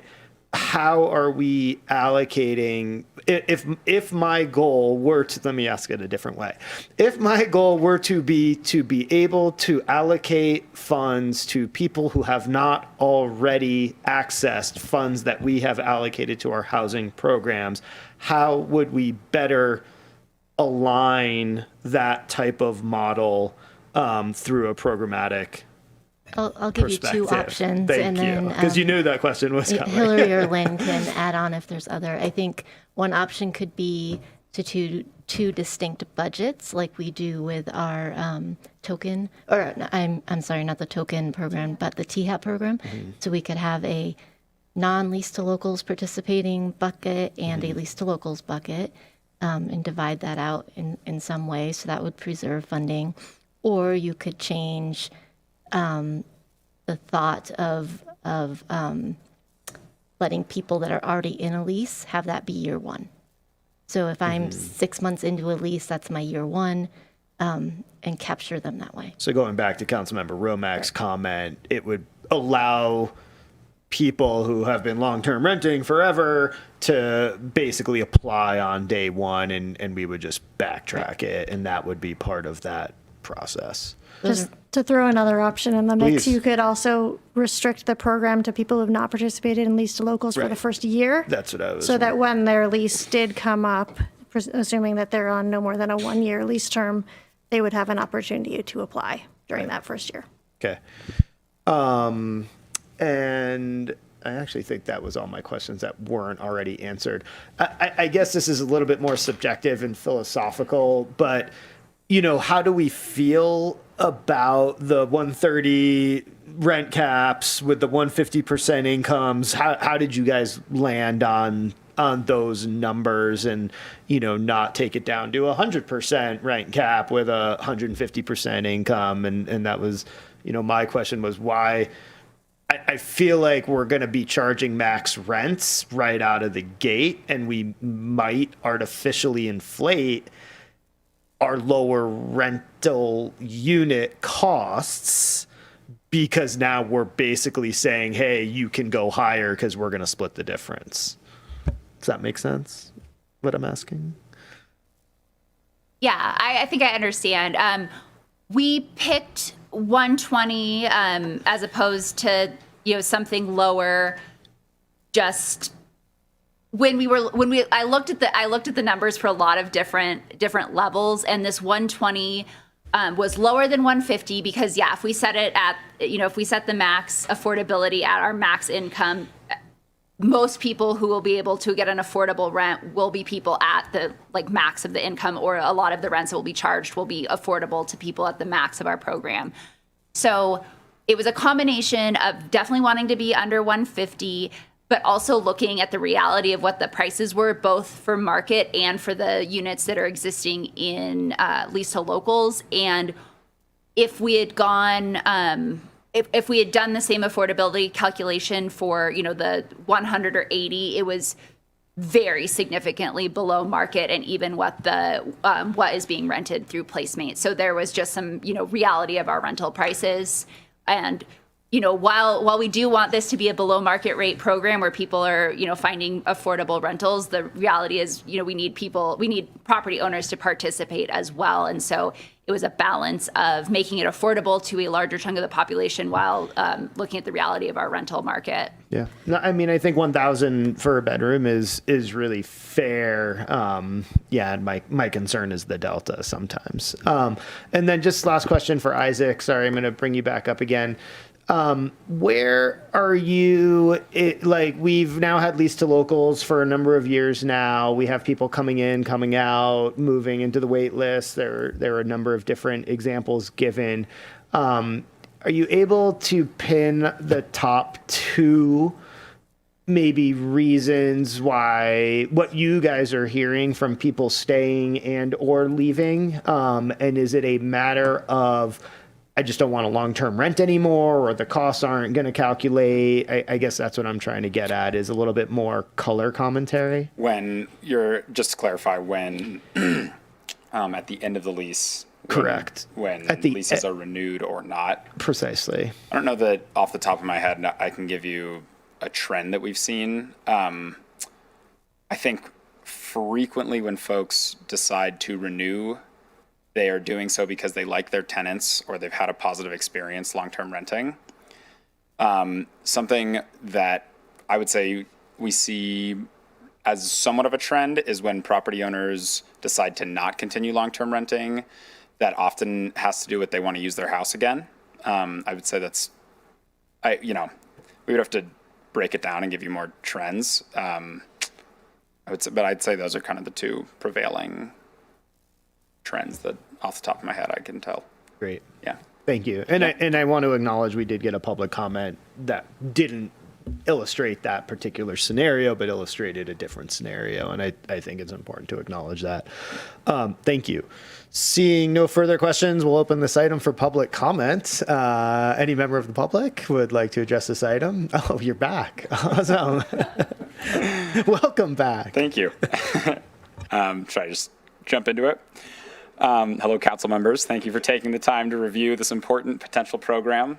I'm Isaac Landman. I'm here from Placemate, the Lease to Locals Program Administrator, to voice our support for a preservation program, as well as to help answer any questions, as I have just been doing, and any others that come up that you may have about lease to locals or our involvement in this new potential program. This is an excellent time for a preservation program. Placemate has experienced a constant demand for housing here in Truckee. In 2023 alone, 688 households have created new renter profiles on our website, representing over 1,400 individuals seeking housing in the North Tahoe, Truckee area. We continue to see steady participation from Truckee property owners in the Lease to Locals program. 35 Lease to Locals properties have had leases start since July of 2023, in the last 6 months, which is an average of just under 6 per month. Additionally, we have regular conversations with property owners, both Lease to Locals program participants and non-qualified owners who expressed interest in year-over-year funding to help them maintain their unit as a long-term rental. In our database, over half of the non-qualified property owners who were interested in Lease to Locals had already been renting long-term. Placemate has also seen the rental market cool off slightly since the pandemic. In the busy leasing season leading up to winter, owners who priced their rentals above $1,000 a bedroom had significantly harder times renting their properties than owners who rented at or below $1,000 a bedroom. In our eyes, this means that now would be an excellent time to use a preservation program to put up additional affordability guardrails in the rental market to stabilize these reduced rental prices for multiple years. Placemate is ready and excited to administer a preservation program. There is widespread brand and Lease to Locals familiarity throughout our Truckee community, with close to 850 Truckee properties in our system and our administrative infrastructure already in place. Placemate is in an excellent position to administer a new preservation program fluidly with both past Lease to Locals participants and non-Lease to Locals qualified owners. The Lease to Locals program has seen phenomenal participation rates over the past 3.5 years, having housed 369 community members to date. One of the biggest reasons for this success has been our consistent, strong partnership between town staff and Placemate, characterized by collective commitment to creativity and iterative problem solving. If council chooses to take staff recommendations to work with Placemate and to develop program guidelines for a preservation program, we are committed to further growing our partnership with the town to ensure this program is as impactful as possible. Thank you.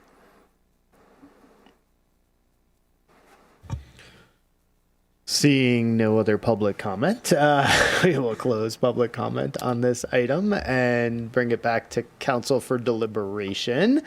We could take this one at a time. People can go all at once. I think it'd be helpful to know if people have diverging opinions from staff. And if you do, just because maybe it just makes more sense to do this one at a time, and maybe that'll be more efficient. Let's try that. Okay. So should the rent cap be based on number of bedrooms? Does anybody have any opposing viewpoint on that one? No. Good. See, this might be more efficient. Does the rent cap seem reasonable? I would say yes, because we have no idea.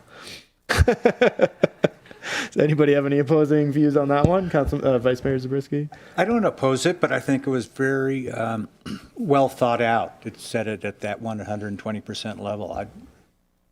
It's just an example of how well I think the staff did in probing this. As we've proven, both as a municipality and a council, if it doesn't work, we'll come back and adjust it. Yeah, Agreed. but I think this is a great place to start. Yeah. 3-year term, I think we're generally all okay with that. Yep, great.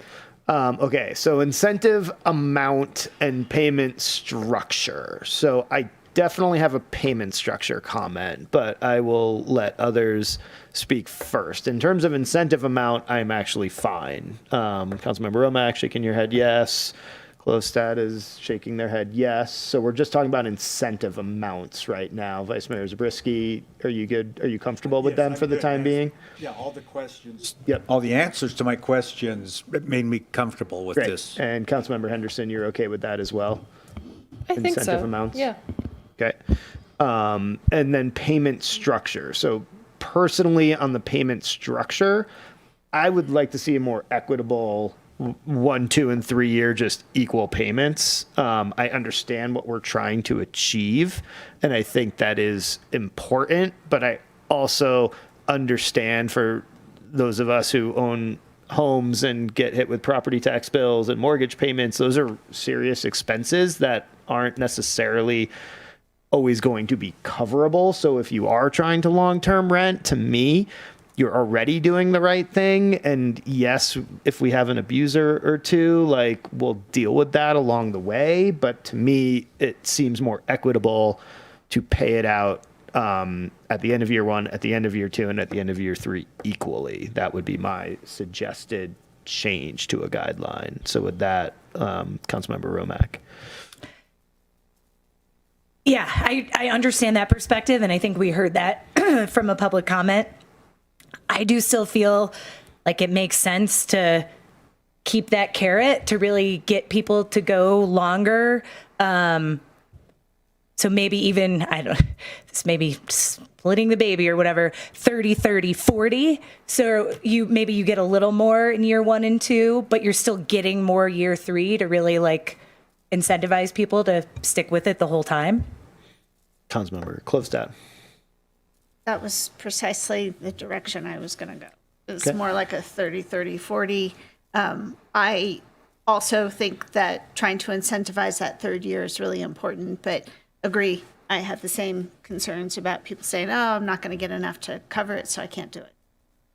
Yeah, and then we might lose it, right? I think that's the risk that we just don't really have a clue at how it's going to work out, unfortunately. On this side, any comments? With who? With Councilmember Councilmember Romack. Great, thank you. I think that's 3. But I think we try it. yeah. It's trial and error Yeah. at this point, honestly. So 30, 30, 40 is what everybody's somewhat comfortable with. So just making it a little more even, I think, is the goal there. Excellent. Can I ask a clarifying question on that? Yeah. The way that staff have specifically recommended structuring that is you would be eligible for that first payment, not just when you complete the year 1 lease, but when you show proof you've signed a Enter the year 2 program. lease, Yep. and so on. I just want to make sure that council is comfortable sorry, with that repeat structure. that? So if you lease for year 1, but you do not renew or not sign a new lease for year 2, you would get $0 is the way we have structured it. You would only get paid when you show proof you've signed a lease for year 2. And then you would So get your that's when second. you would get your first 30%. Yes. Yeah. And then you'd get a second 30% when you show you've signed a lease for year 3. And then 40% once you've completed lease for year 3. So the Do you have a completion calculator of on you, Zabriskie? year 3 does I need your not calculator. require any type of renewal. It's just the completion of the Correct. program. An alternative. Thank you for pointing that out. Yes, an alternative would be to, at the end of lease year 1, you get 30% regardless of whether you renew a lease and so forth. So it's just a little bit more of a stick or carrot, structured carrot to incentivize a new lease term with the way that staff have proposed. But we just want to get feedback on that and make sure that that is the direction council would like to go.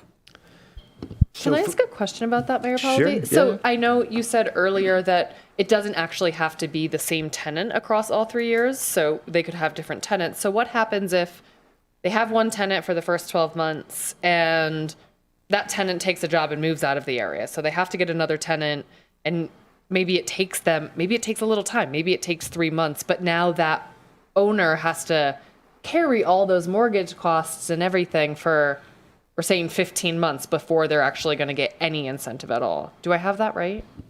That's correct. So in the proposed program, we have a grace period, I think, is it 60 days? 60 days is what you To proposed. find a new tenant. Those 60 days would not count towards a 3-year term, so the program would basically go on pause until you sign a new lease, and at that point, you would be eligible for the payment. So just so everybody can put a dollar amount on this, because I think it's actually minuscule and almost slightly, we're splitting hairs. So for a 1-bedroom, 30% of $4,875 is $1,400. So dividing that by 12, $1,400. I did the wrong button. you're at $116 a month in subsidized rent. That's not enough.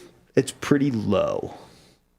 Just putting it out there, right? So if your mortgage is $4,000 or $5,000 a month, right, you're not really getting close in this calculation. So that's where I was trying to is the reality that somebody's going to float it for 15 months without getting a payment?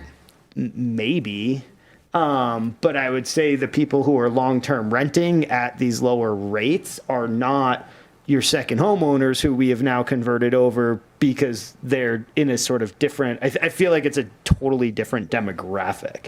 So to me, I feel like we want to incentivize people coming into this program faster and sooner. So I'm okay with the 30-30-40, but I feel like waiting seems like we're stringing it along a little bit. That's just how it feels to me.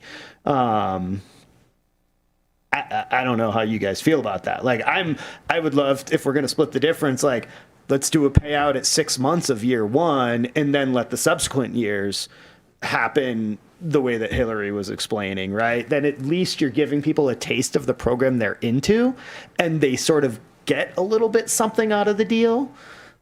To me, that's more attractive. Like making people wait for money, it's hard. Nobody wants to wait for money. They want money now, right? I think instant gratification. Right. Yeah. A question is it more important to incentivize rentals at a low rate for a short term or to keep properties for a longer term? Like, I guess if we give them more money after year one, and there's a chance they just say, all right, I did it for 1 year, but we got a rental for a lower rate for 1 year. Yeah, totally great. But are we trying to get them to say, all right, we'll do this for 3 years? I guess it's kind of, I don't think it matters. To me, it doesn't really matter. If we get a house in the program and they decide that it's not the right program for them, great, we'll give the money to somebody else. We're not committing that entire $48.75. They're still only going to get a proportionate share of it. And at the 6 month timeline, you're feeding into that reward of keeping them in the, to me, it's more of an incentive because it keeps them in the you're like, oh, thank God I got my check for $1,400. I'm going to go do nothing with that. But Mayor, I get the point you're making. I agree with the point you're making. So what's the downside that makes us reluctant to do a payment at the end of 6 months instead of waiting? Is it the administrative? Well, what staff was suggesting was basically currently the way that they're presenting it is there's no payment, not only until the end of year one, but until a new lease is signed. So if year lease one ends, so you've entered the program, you have a 12-month lease, you go 60 days with no tenants, you're now 14 months out from getting a payment and another lease. Versus what I'm suggesting, which I'm fine with the 30-30-40, is give them a reward for doing that, give them a taste of that so that then they're even more incentivized to stay in the program. To me, that's what it would be like. To me, holding the money would be like, oh, God. I'm agreeing with you. I'm asking why shouldn't we? I just don't, we didn't consider that. I think we're open to that feedback. It's just a little bit more of an admin effort, but it's not significant. Yeah, I don't want to change the number of payments. Keep the number of payments the same, 3. Just change the payout dates. So we pay them for the first full year at 6 months. At 6 months. Yep. And then they go. I don't think we. And then they go 18 months. That's what I'm suggesting. We would pay for 6 months. No, you'd pay them the first 30%. I don't think that is a good idea. I could support 15% at 6 months, the other 15% at sign of year 2 lease, and then 30% at the end of that for 3 years. We don't want to pay them the whole year, and then are people just going to drop out of the program at 6 months? They can't. They have a 12-month lease. No, it could be a shorter lease. I also don't support it has to be a 12-month lease, right? It does have to be a 12-month lease. We won't offer any five-month leases like we do lease to locals. It'd just be more of a situation where the tenants move out because the living conditions weren't great, and then we've already paid them the full amount. Whereas if the payment was split, 15-15 or fully at the end, we say, hey, you only had a tenant for 6 months and they moved out because the conditions were horrible. We're not giving you the second half of the payment. That does not happen very often, very rarely, and we hope it does not happen at all, but it is a possibility where, tenants move out or tenants move out on their own and break the lease, but then the property owner chooses not to refill with qualified tenants. So there's some risk there if we did the full year payment at 6 months. So what you would support, Councilmember O'Mac, would be a fourth payment and splitting it, so 15, 15, 30, and 40. Yes. Is that a nightmare to administer? Isaac doing it, right? So no. Yeah, Lindsay could do it. It's just math. I mean, it would be more administratively. Currently, we're doing 2 payments per year for lease to locals, so it would be, fewer payments per year over the course of 3 years. But I think it is achievable if that's the direction council would like to go. I would support that. Okay. You'd support it? Okay. Well, I'm hearing support, so I guess there you go. So to confirm, we have 15% at 6 months, 15% at 12 months, 30% at 24, and 40 at 36. And the payment is not contingent upon signing a lease for the next year. So I thought we were, so I'll just say what I thought and what I support is 15% at 6 months, another 15% after year 1 and contingent upon signing the lease for the next year, 30% between years 2 and 3 and contingent upon signing the lease for the 3rd year, 40% at the end of the 3-year term. Got it. Thank you for the clarification. Yes. Okay, thank you. That's what I was thinking. I'm okay with that. We'll see how it works. Yeah. And we'll amend it if we need to. Make amendments. And then we had one more question, Lynn. Okay. Yeah. The lease to locals participants be included. So as you guys probably guessed from my line of questioning of Isaac, I'm significantly more interested in not letting lease to locals participate, giving them a minimum of 12 months off. The purpose, our original purpose back in the day when we developed this program was to see if we could convince those people to stay with long-term renters, right? Or figure out other ways to make their properties work. It wasn't to provide a 6-year subsidy or a 5-year subsidy to keep those people renting long-term. Currently, they're getting 1 year. It's a 1 year. Yes, we 1 year extended only. it to 2 years to the original people. Yes, only the 23 original. Only the original. Yes. So currently, lease to locals is a 1 year subsidy, and 1 then year. they have to figure out what to do next. And it's up to 18,000 is the most for 4-bedroom plus. Is Yeah, that for the lease to locals is based on the number of qualified tenants in the house, not the number of bedrooms. And so it's 18,000 for a year plus lease and 4 qualified tenants. So my premise with why I'm suggesting that is because I feel like we need to create some sort of gap that allows the lease to locals program to show us what it's going to do. Are we retaining those units in the long-term rental program at no subsidy? For me, the question would be, what is the percentage of tenants under the lease to locals program who are going to have to vacate because they cannot make up the difference of the lost incentive payment to the landlord? Landlord says to tenant, I'm not getting the incentive anymore. I'm going to keep renting to a long term. I'll keep doing long term, but unless you can come up with a wage increase to cover the increased rent, you're going to have to go find another place to live. So I don't know how many people will be in that situation. So I agree that doesn't create stability for the household participating in that. And I want to That's my concern. acknowledge that right now. But what I'm also trying to acknowledge is the reality that we've put in place a wait list, right? So if you get off a lease to locals, right? So you got your incentive in year one. It was big, $16,000, much bigger than this one, right? You long-term rented at a certain AMI level. And then you're able to keep tapping into more public funds. To me, it's like somewhat a little bit unfair, it feels like. Like, I want to see this program stand on its own first.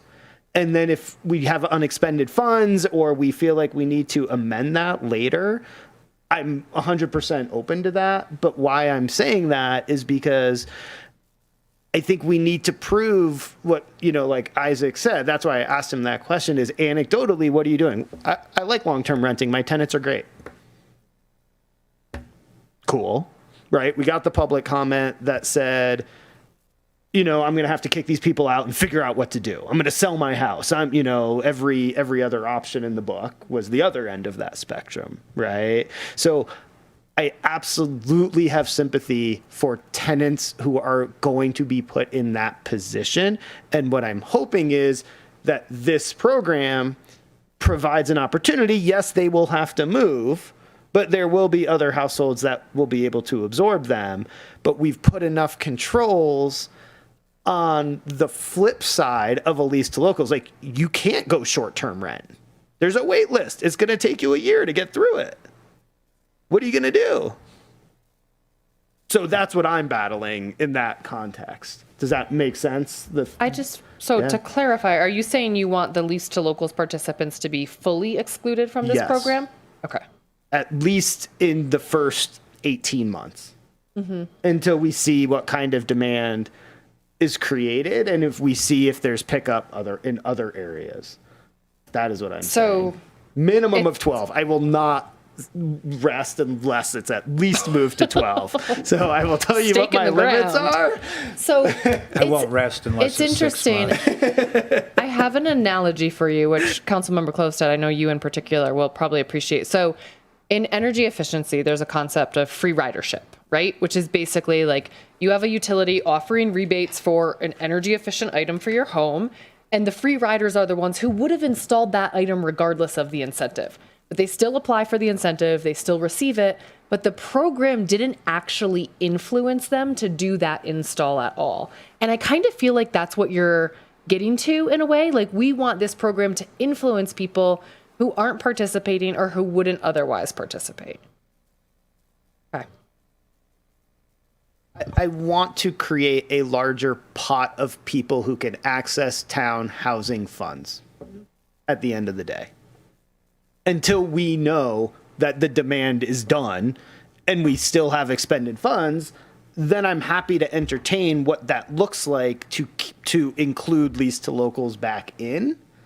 But until we know that, that's where I'm like, I don't know. I'm not incentivized. I don't feel like there's nobody. I don't have a good argument other than yes, there is going to be creating housing uncertainty for certain households. That's the opposing argument. 100%. I acknowledge it. I think you're spot on, and I also think you could make the argument that these participants have already benefited from public dollars, and we want others to have that same opportunity for benefit as well. So you're saying you would want them, would it be they're just excluded for now, or like could it come back in once we get through program guidelines and everything? The first 6 months, we just get an update on, hey, this is what uptake looks like. So I think you could set a hard deadline now, whether it's 6, 12, 18, whatever you want to do, and we'll work that into the guidelines. We could develop the guidelines and then come back with a 6-month update as to where we're at, and you could change that if you wanted to and say, okay, we want to open it up now to lease to local participants, or we want to stick with a 12-month that's probably the best way to address that, just to see what the initial flavor from the community is on the program. And that's where I was at, minimum of 12 months. I mean, it takes people 12 months to get through a lease, so I don't want to exclude people who just signed leases. And by then, we would capture anybody that had just entered into a lease when we started this program. Right, that's why After a full 12-month it almost exposure. maybe like 16 months, right? Just to give enough of a buffer.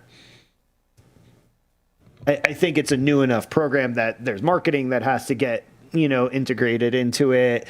I mean, you might sign a lease on January 1st, just to pick an easy date, right? Let's say the program launches January 1st, you sign your lease January 1st, so it's not up till December 31st. You're not even thinking about what you're doing with your next tenants because you've been sort of satisfied in your lease. So it takes you 2 or 3 months to sort of even like pick up and figure out and be like, oh, there's this new program that somebody told me about. So that's why I'm more like 16 months. Like we need a bigger buffer.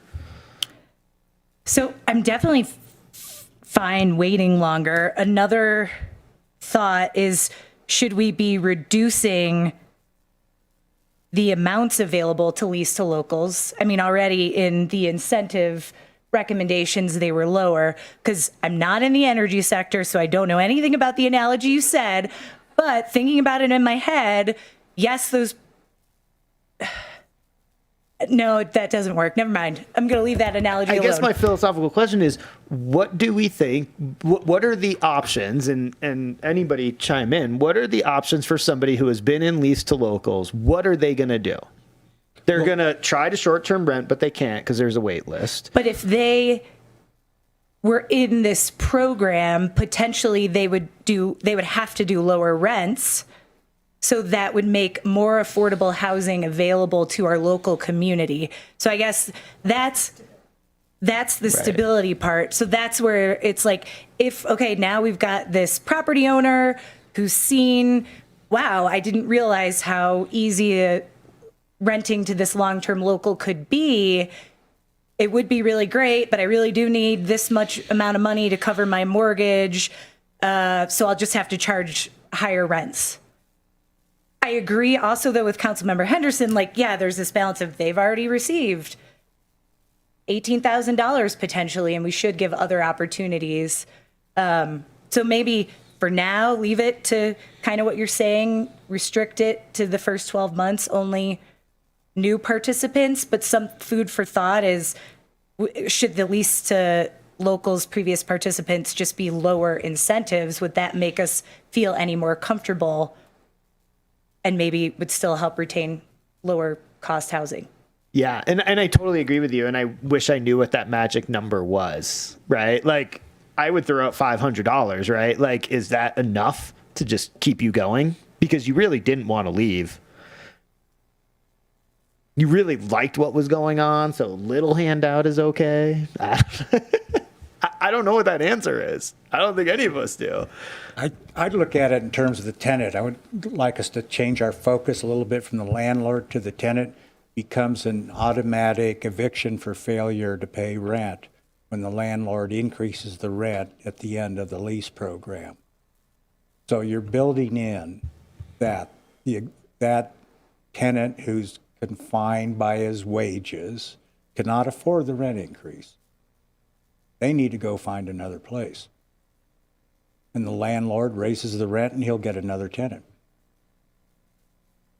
And I'm just thinking about protecting the tenant. But our lease to locals program allows for that tenant to continually utilize the program, where it's not allowing for the owner to continually utilize the program. I think that's the difference in the benefit. Who's the beneficiary?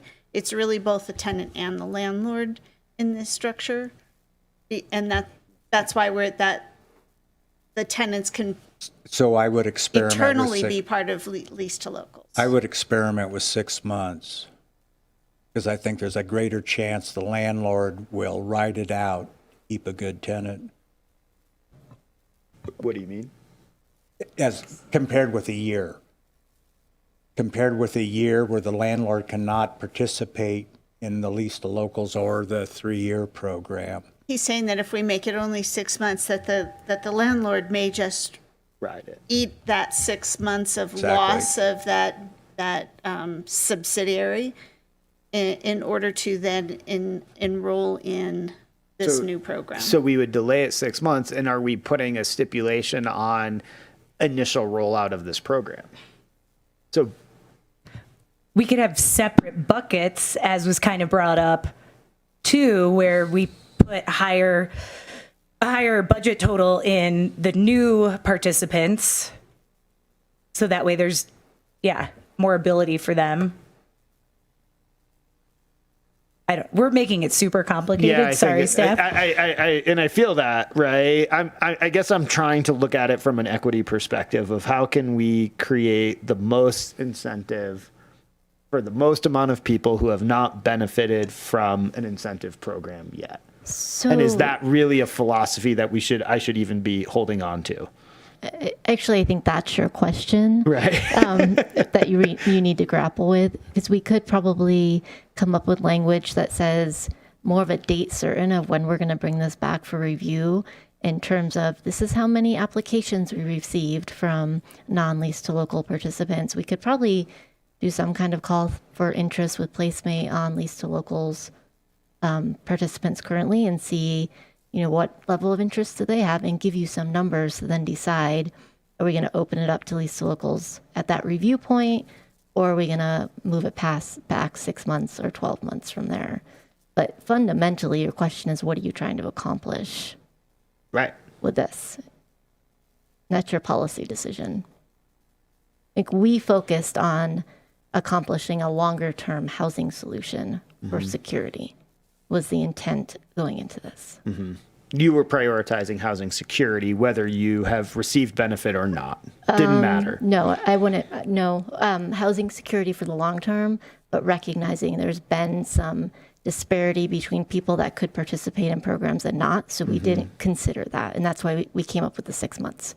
Yeah, so I think it's housing security for the tenants, not necessarily tenant security for the owners. Right. Yeah, that's the difference. They're coming at it from a different perspective. Yeah. And I agree with that. So what do you guys want to do? Do you want to just go with staff's recommendation for now? Do you want to give lease to local participants a longer leeway, basically? And this would only be upon program adoption, because it would basically be a year of program, or 6 months or a year of program adoption to get new people in, but then we can remove that that waiting period then theoretically wouldn't exist. So basically we're talking about only an initial waiting period for lease to locals people. So people who have already gotten money, staff supports 6 months. I'm saying 12, basically saying, okay, let's see all the other people that want to join the program. Great. Okay, we got a number here. It's $500,000. We had allocated whatever we had allocated, so we still have $300,000 left. And now we'll open it up to anybody. So you could have been leased to locals or not. And then that would be ongoing. So for example, in calendar year 2025, you do lease to locals.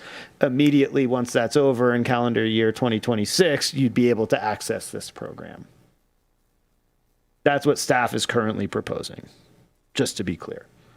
And all we are deciding on is, should there be a 6-month break or a 12-month break on the program launch? And Jen, did I hear you say, as we're developing, kind of put like feelers out there now, so we kind of have somewhat of an idea? Or no, that was more. I was referring to, after we develop program guidelines, we could probably do like a call for interest or current lease to locals. But I think you want the program developed first, so there's more understanding of what are we seeing if you're interested in. Right. And to me, that's what I'm trying to say is, like, lease to locals, people already got it. I'm okay with even splitting the difference, 8 months, actually. I'll go down on my limit of 12. I'll go to 8. 12 and none. Yeah, but staff But 6 and 12 would be 6 and 4. 12 is 8. Then I'd be inclined to go with staff's recommendation, because I understood that part of what you said. just do staff's recommendation except for the payment structure that we agreed on, the 15, 15, 30. If we were going to go with staff's recommendation, then I would be more supportive if there were two separate budget buckets. Okay. I support that. Yeah. I support that as well.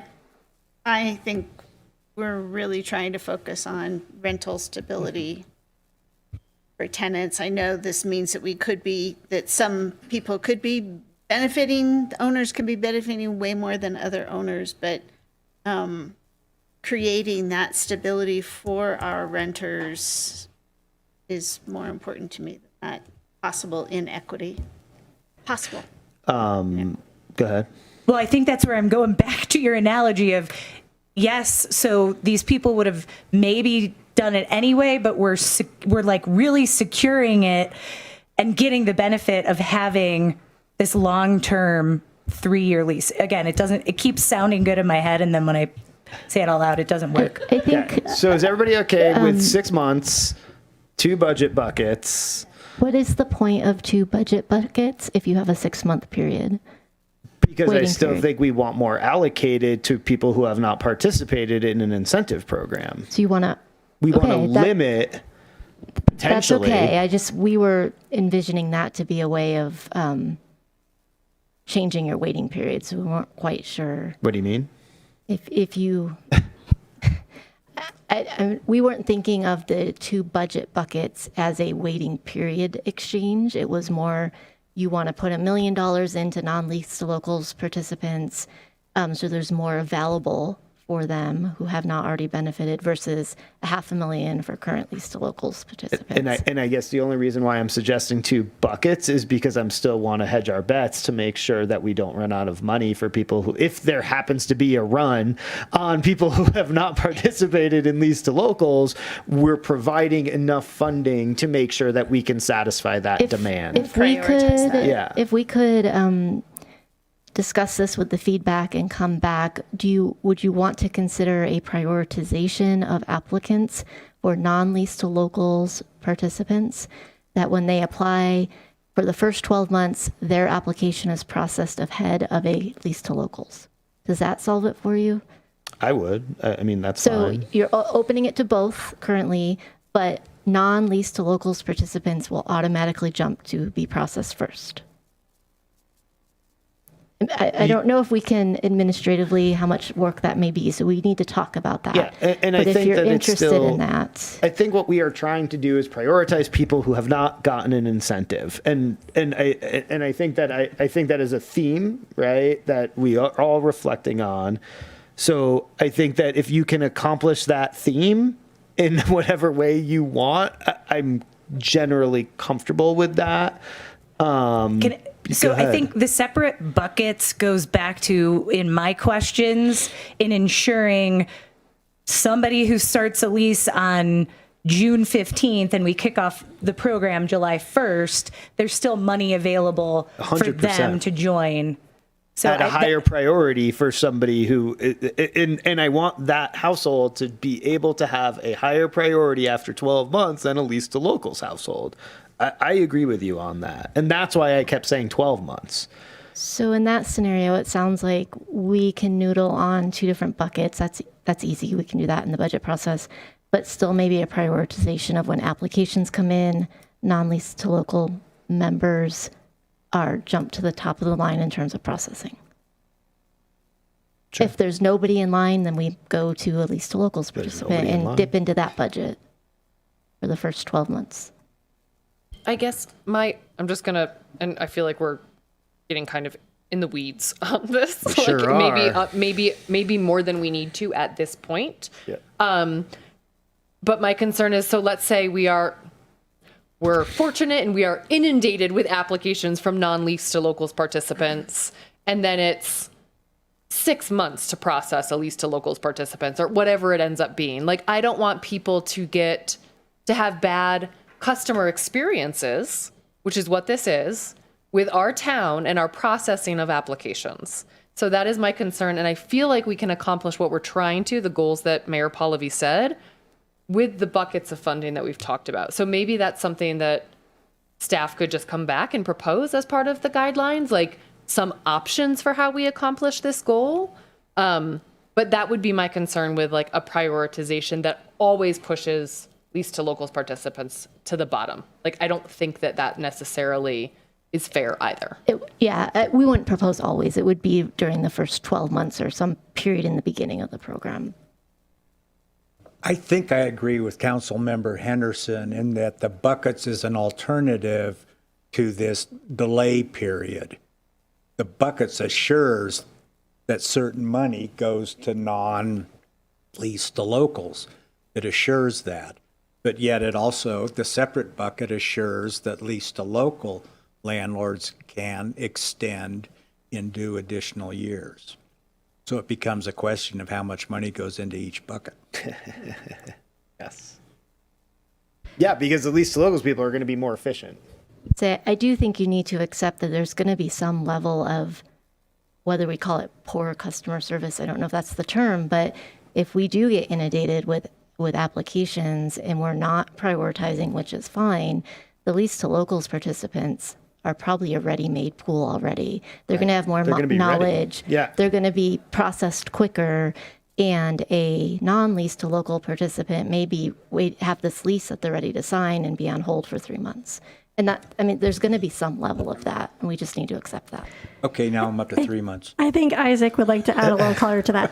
I apologize. I'm not totally certain how much opinion I can express here. I know this is Color entirely up to commentary. you. Color commentary. Some color commentary. One thing to consider when thinking about a delay in or delaying lease to locals applicants from pushing them to the back of the line is when thinking about housing security.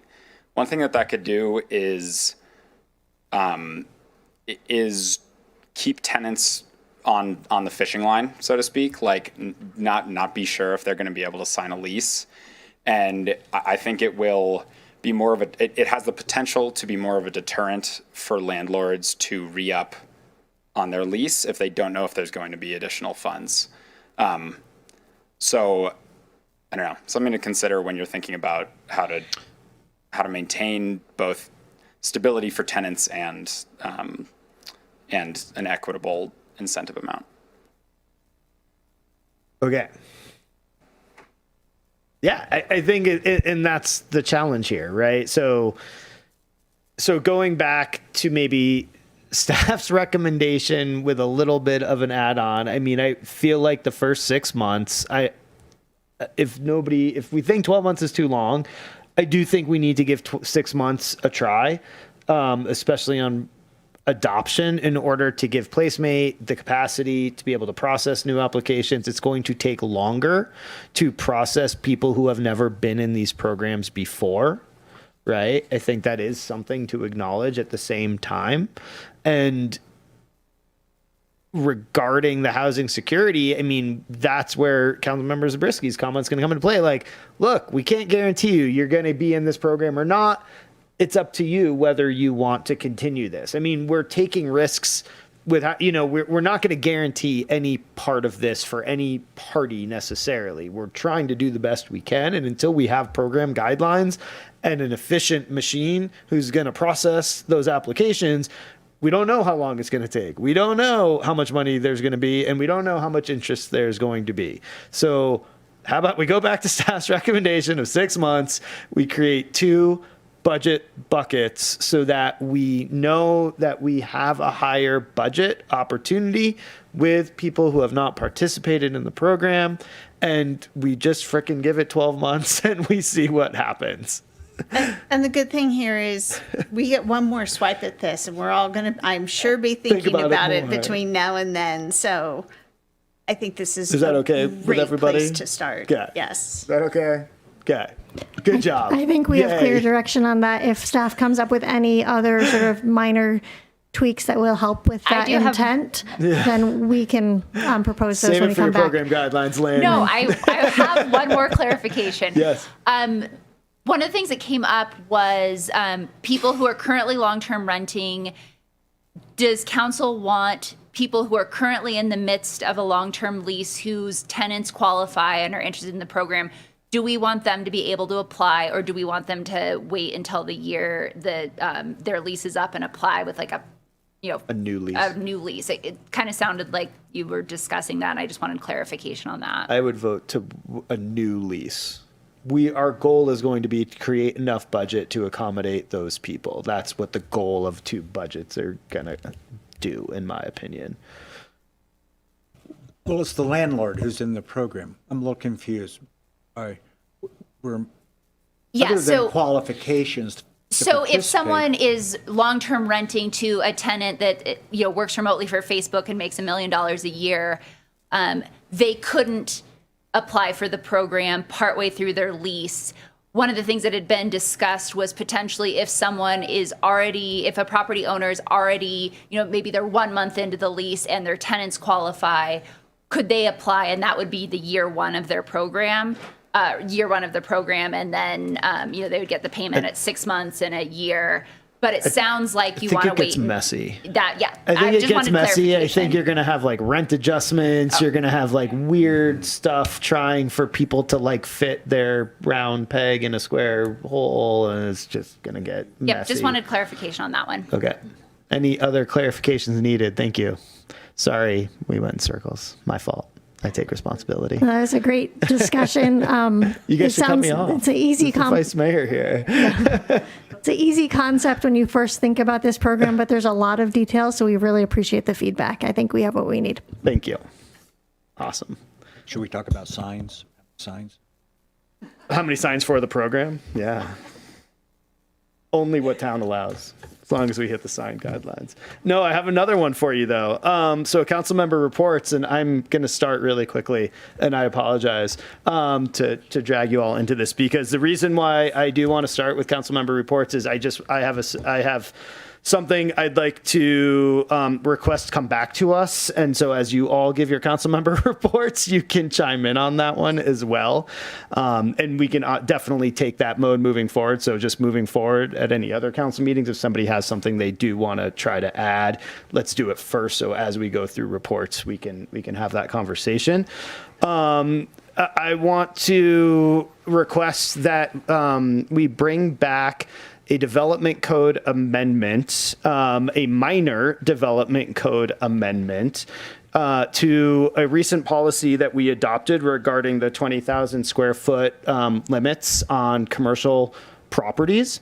I want to take 100% responsibility, especially we never asked this question, at least in my memory of debating that new policy. And my assumption as we were debating that new policy was that 20,000 square foot commercial limit was only going to be pertinent to new construction and not supersede existing footprints that are already in excess of that square foot limit. So what I would like to request that comes back would be a minor development code amendment that would simply clarify that that policy does pertain to new construction moving forward in its in its exact form, but that existing footprints that generally are not going to be very conducive to subdivision would have a grandfathered ability within the development code to retain their square footage. I bring this up and I want to provide a couple of just two reasons why. One is there are approximately 6 buildings in town that this would apply to currently. Rayleigh's, Save Mart, Safeway, Rite Aid, CVS, and Mountain Hardware. 6. Okay. The issue being that at least one of them is brand new, Rayleigh's. The other have been established for a long time, and there's very little opportunity to subdivide those existing spaces and potentially replace uses that seem to be extremely needed. I don't know if any of you had to get a prescription lately, but the prescription line, for example, at Safeway is at least quadrupled since Rite Aid closed. So it's partially the type of uses that will be going into these spaces. It's also partially the reason why I want to bring it back is the reality of vacant spaces aren't really that effective for anything. And the likelihood that we are going to get, at the very minimum, some of the corporate landlords to fill and lease what I would call dead space. So, for example, let's say a grocery store went out of business in one of our shopping centers. The reality is another grocery store who is maybe more profitable and more forthcoming might be able to quickly fill that void. Otherwise, the reality that a landlord or a tenant is going to go in and say, I would like 40,000 square feet, but I'm only going to take 20 and I'm only going to pay rent on 20 and we're going to leave this other 20 empty. Both would be, in my opinion, considered a blight on that particular shopping center, but also is going to be extremely challenging to finance or rent out. So I believe that we sort of inherently handcuffed some of our existing properties, and that would be 6 of them. And I'm very much in favor of redevelopment. I'm very much in favor of finding ways to create more walkable and better places. I'm not sure that particular goal is going to satisfy that need. I think it is going to contribute to blight in the long term, and vacancies also in the long term. So that is my request as we go through our council reports, is that a minor amendment come back for discussion. No guarantee it's going to pass. I think it would have to go to the Planning Commission as well, so no guarantee what the outcome is. I would just like to make sure that everybody was on the same page when we made that decision, and I take full responsibility. I was not. I did not realize that's what I was voting on at the time, and I want to be really clear about that. So with that, I'll let you chime in and do your council member reports all at the same time. That is my request, would just be to have it come back in the near future at that, like within 4 months type of thing. Councilmember Romack? Sure, I'll pop in. Sure, I can support that. As long as it doesn't totally adversely throw off everything staff's trying to do, but yeah. For my council reports, attended Good Morning Truckee last week. Presentation from Kathy Foley, Jasmine Bro, and Christina Kind on unhoused and homeless issues in our community. Really interesting presentation. Appreciated it, some of the personal stories without personal identifying information, but again, just talking about some of the people, because again, I think sometimes people get categorized into a them or those people category, and just reminding us all they are part of our community. So I thought that was interesting, and appreciate again town staff, Councilmember Zabriskie. I know you guys are serving on the task force or whatever it's called on homelessness, unhoused, and appreciate time being spent on that. Then attended the River Revitalization Committee, Steering Committee last night.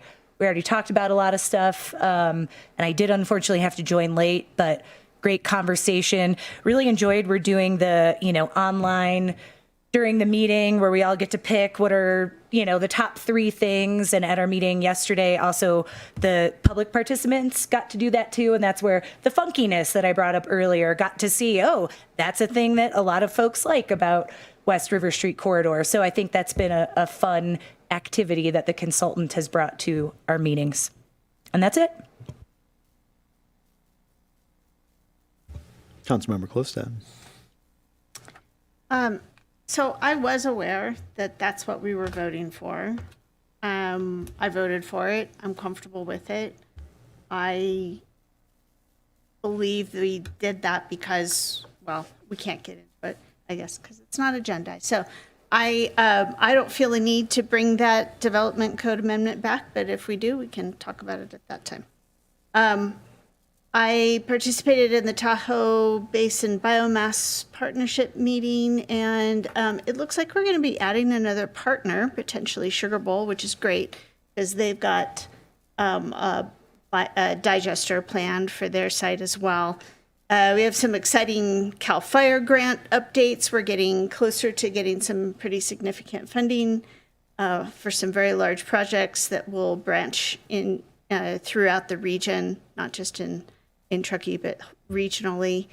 And talked about, I guess there's another grant. I can't remember what agency, but we've got another grant that we're possibly writing for that the Community Foundation is going to be supporting us on. So just incredible collaboration happening on that committee. Looking forward to our biomass report coming, or our options coming back to us in February, late February, right? Second meeting in February, yes. It'll be very nice to get to that decision point because that will help us then make more decisions in this committee. And then there was also a lot of discussion on the Placer County solid waste contract and the adjustments that they're making there. It's a very complicated process. Attended the countywide oversight board meeting and approved Truckee's last and final report. We'll see if the state accepts it, right? Chamber mixer, Piper's Gallery in Brickletown was lovely. Of course, met with multiple constituents about the park and also about our carbon reduction plans. And then the Climate Transformation Alliance was virtual this time, which I think was fairly successful. I like the in-person ones better, but we had some weather, so we pushed it to virtual, and we did the Fin marketing presentation. And it was really interesting to see how engaged the business community got on that.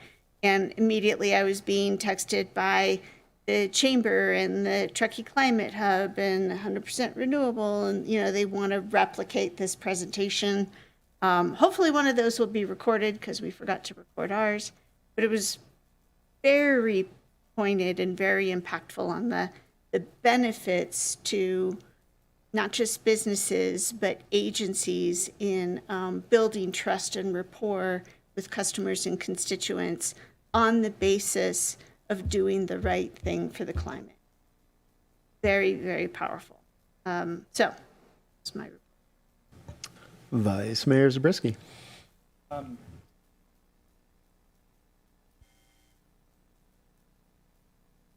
Microphone. We attended Good Morning Truckee, and essentially Kathy Foley and Jasmine Bro and then Christina Kine were walking us through all the elements of what we have to go through to rehouse the homeless, which includes a warming shelter, day center, you have transitional housing, supportive housing, permanent shelter, and then you hope to rehouse them. And they had data on the successes they've had achieving that. And at the Truckee River Legacy Foundation meeting, where essentially they're looking at 12 miles of river within the town's jurisdiction on the main stem of the Truckee. And then at this last meeting, they were looking at the West River Park in the context of that longer reach of the river. And then there was the river revitalization meeting where we did the polling on vision and priority and likes and dislikes.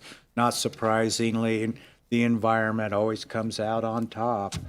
And great appreciation for the river, and then some interesting responses on access to the river, which was strong, but also there was some support for housing, and then there were some other categories I've forgotten.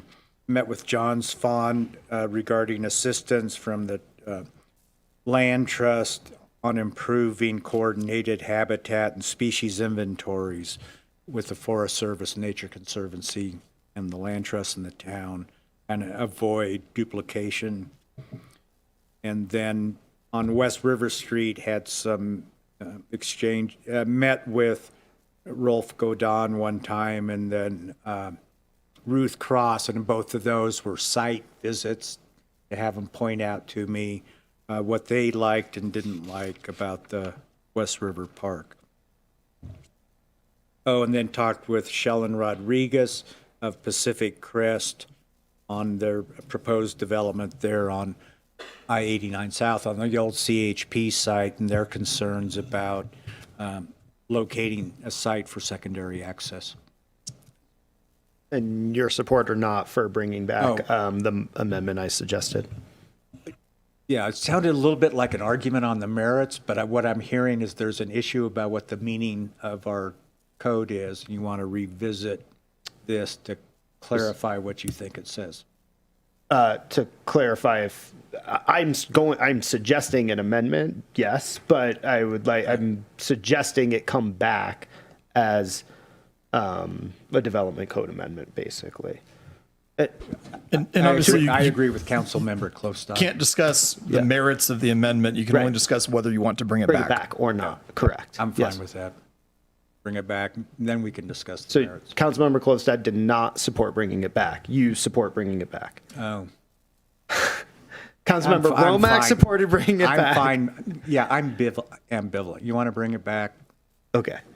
So we'll take that as a yes. Since you're going to be ambivalent, we'll give you a vote of yes. Excellent. Thank you. Yeah. Vice Mayor Zabriskie. Councilmember Henderson. Thank you. I support bringing back the Development Code Amendment for discussion as well. I attended the CTA meeting. I have to say, I actually appreciated that we pivoted to host on Zoom. I felt like there was more participation, and that's just anecdotal because I wasn't counting number of people, but it seemed like people were still really engaged. I thought the presentation on climate attitudes was good, definitely something that the chamber and many others I think would be interested in receiving as well. I wasn't able to attend Kathy Foley's presentation, but I did receive a similar update from Cindy Basso. And I think one of the stats that was impressive was ending homelessness for 8 households. They gave sort of over the past few months timeframe. I went out and walked to the West River Park again just to be fully prepped for tonight. Had a bunch of one-on-one meetings, coffees, things like that on some things related to the general plan implementation, working with our special districts, some other things like that. And then this is one that's actually coming up for me next week, but I just wanted to share it because I'm excited. It's youth engagement. I think has kind of been a passion area for me. So I'm meeting with some Boy Scouts along with Supervisor Bullock and Airport Director Diamond. And so far what we know, the big issues they want to talk about are trash and dog waste. So, so we'll be talking about those and also just talking about how our local government works and how we work together. Thank you. Mine will be quick. Jen and I missed the meeting with the CEO of North Star, but then we did reconnect afterwards, and I apologize for that. I don't know how that happened, to check in on their parking plan and how it was going. And I have some more stats for you, but I think I left them on my desk at the store. But one of the really impressive stats was that they have increased their carpool rate by 70%, according to their calculations, and have some other pretty impressive changes that they're seeing with their parking program at North Star. And hope to we're going to follow up again in a month or so and do a little debrief after the season, and passed on Chief Renfro's comments. So thank you. And then Jen and I were down presenting with the Nevada County Board of Supervisors at their annual strategic plan as part of the city presentation. And my takeaway from that was that the other 2 cities are just kind of copying what we're doing. and we have really good relationships with the county now, and things have definitely morphed and changed and seem to be on a good track forward. So that was a productive meeting, and I think that's all for me at the moment. So with that, we are adjourned to our next meeting on February 8th. Is our next meeting? We have our retreat on February 8th, yes. Oh, yes. To our team building retreat on February 8th. See everybody then.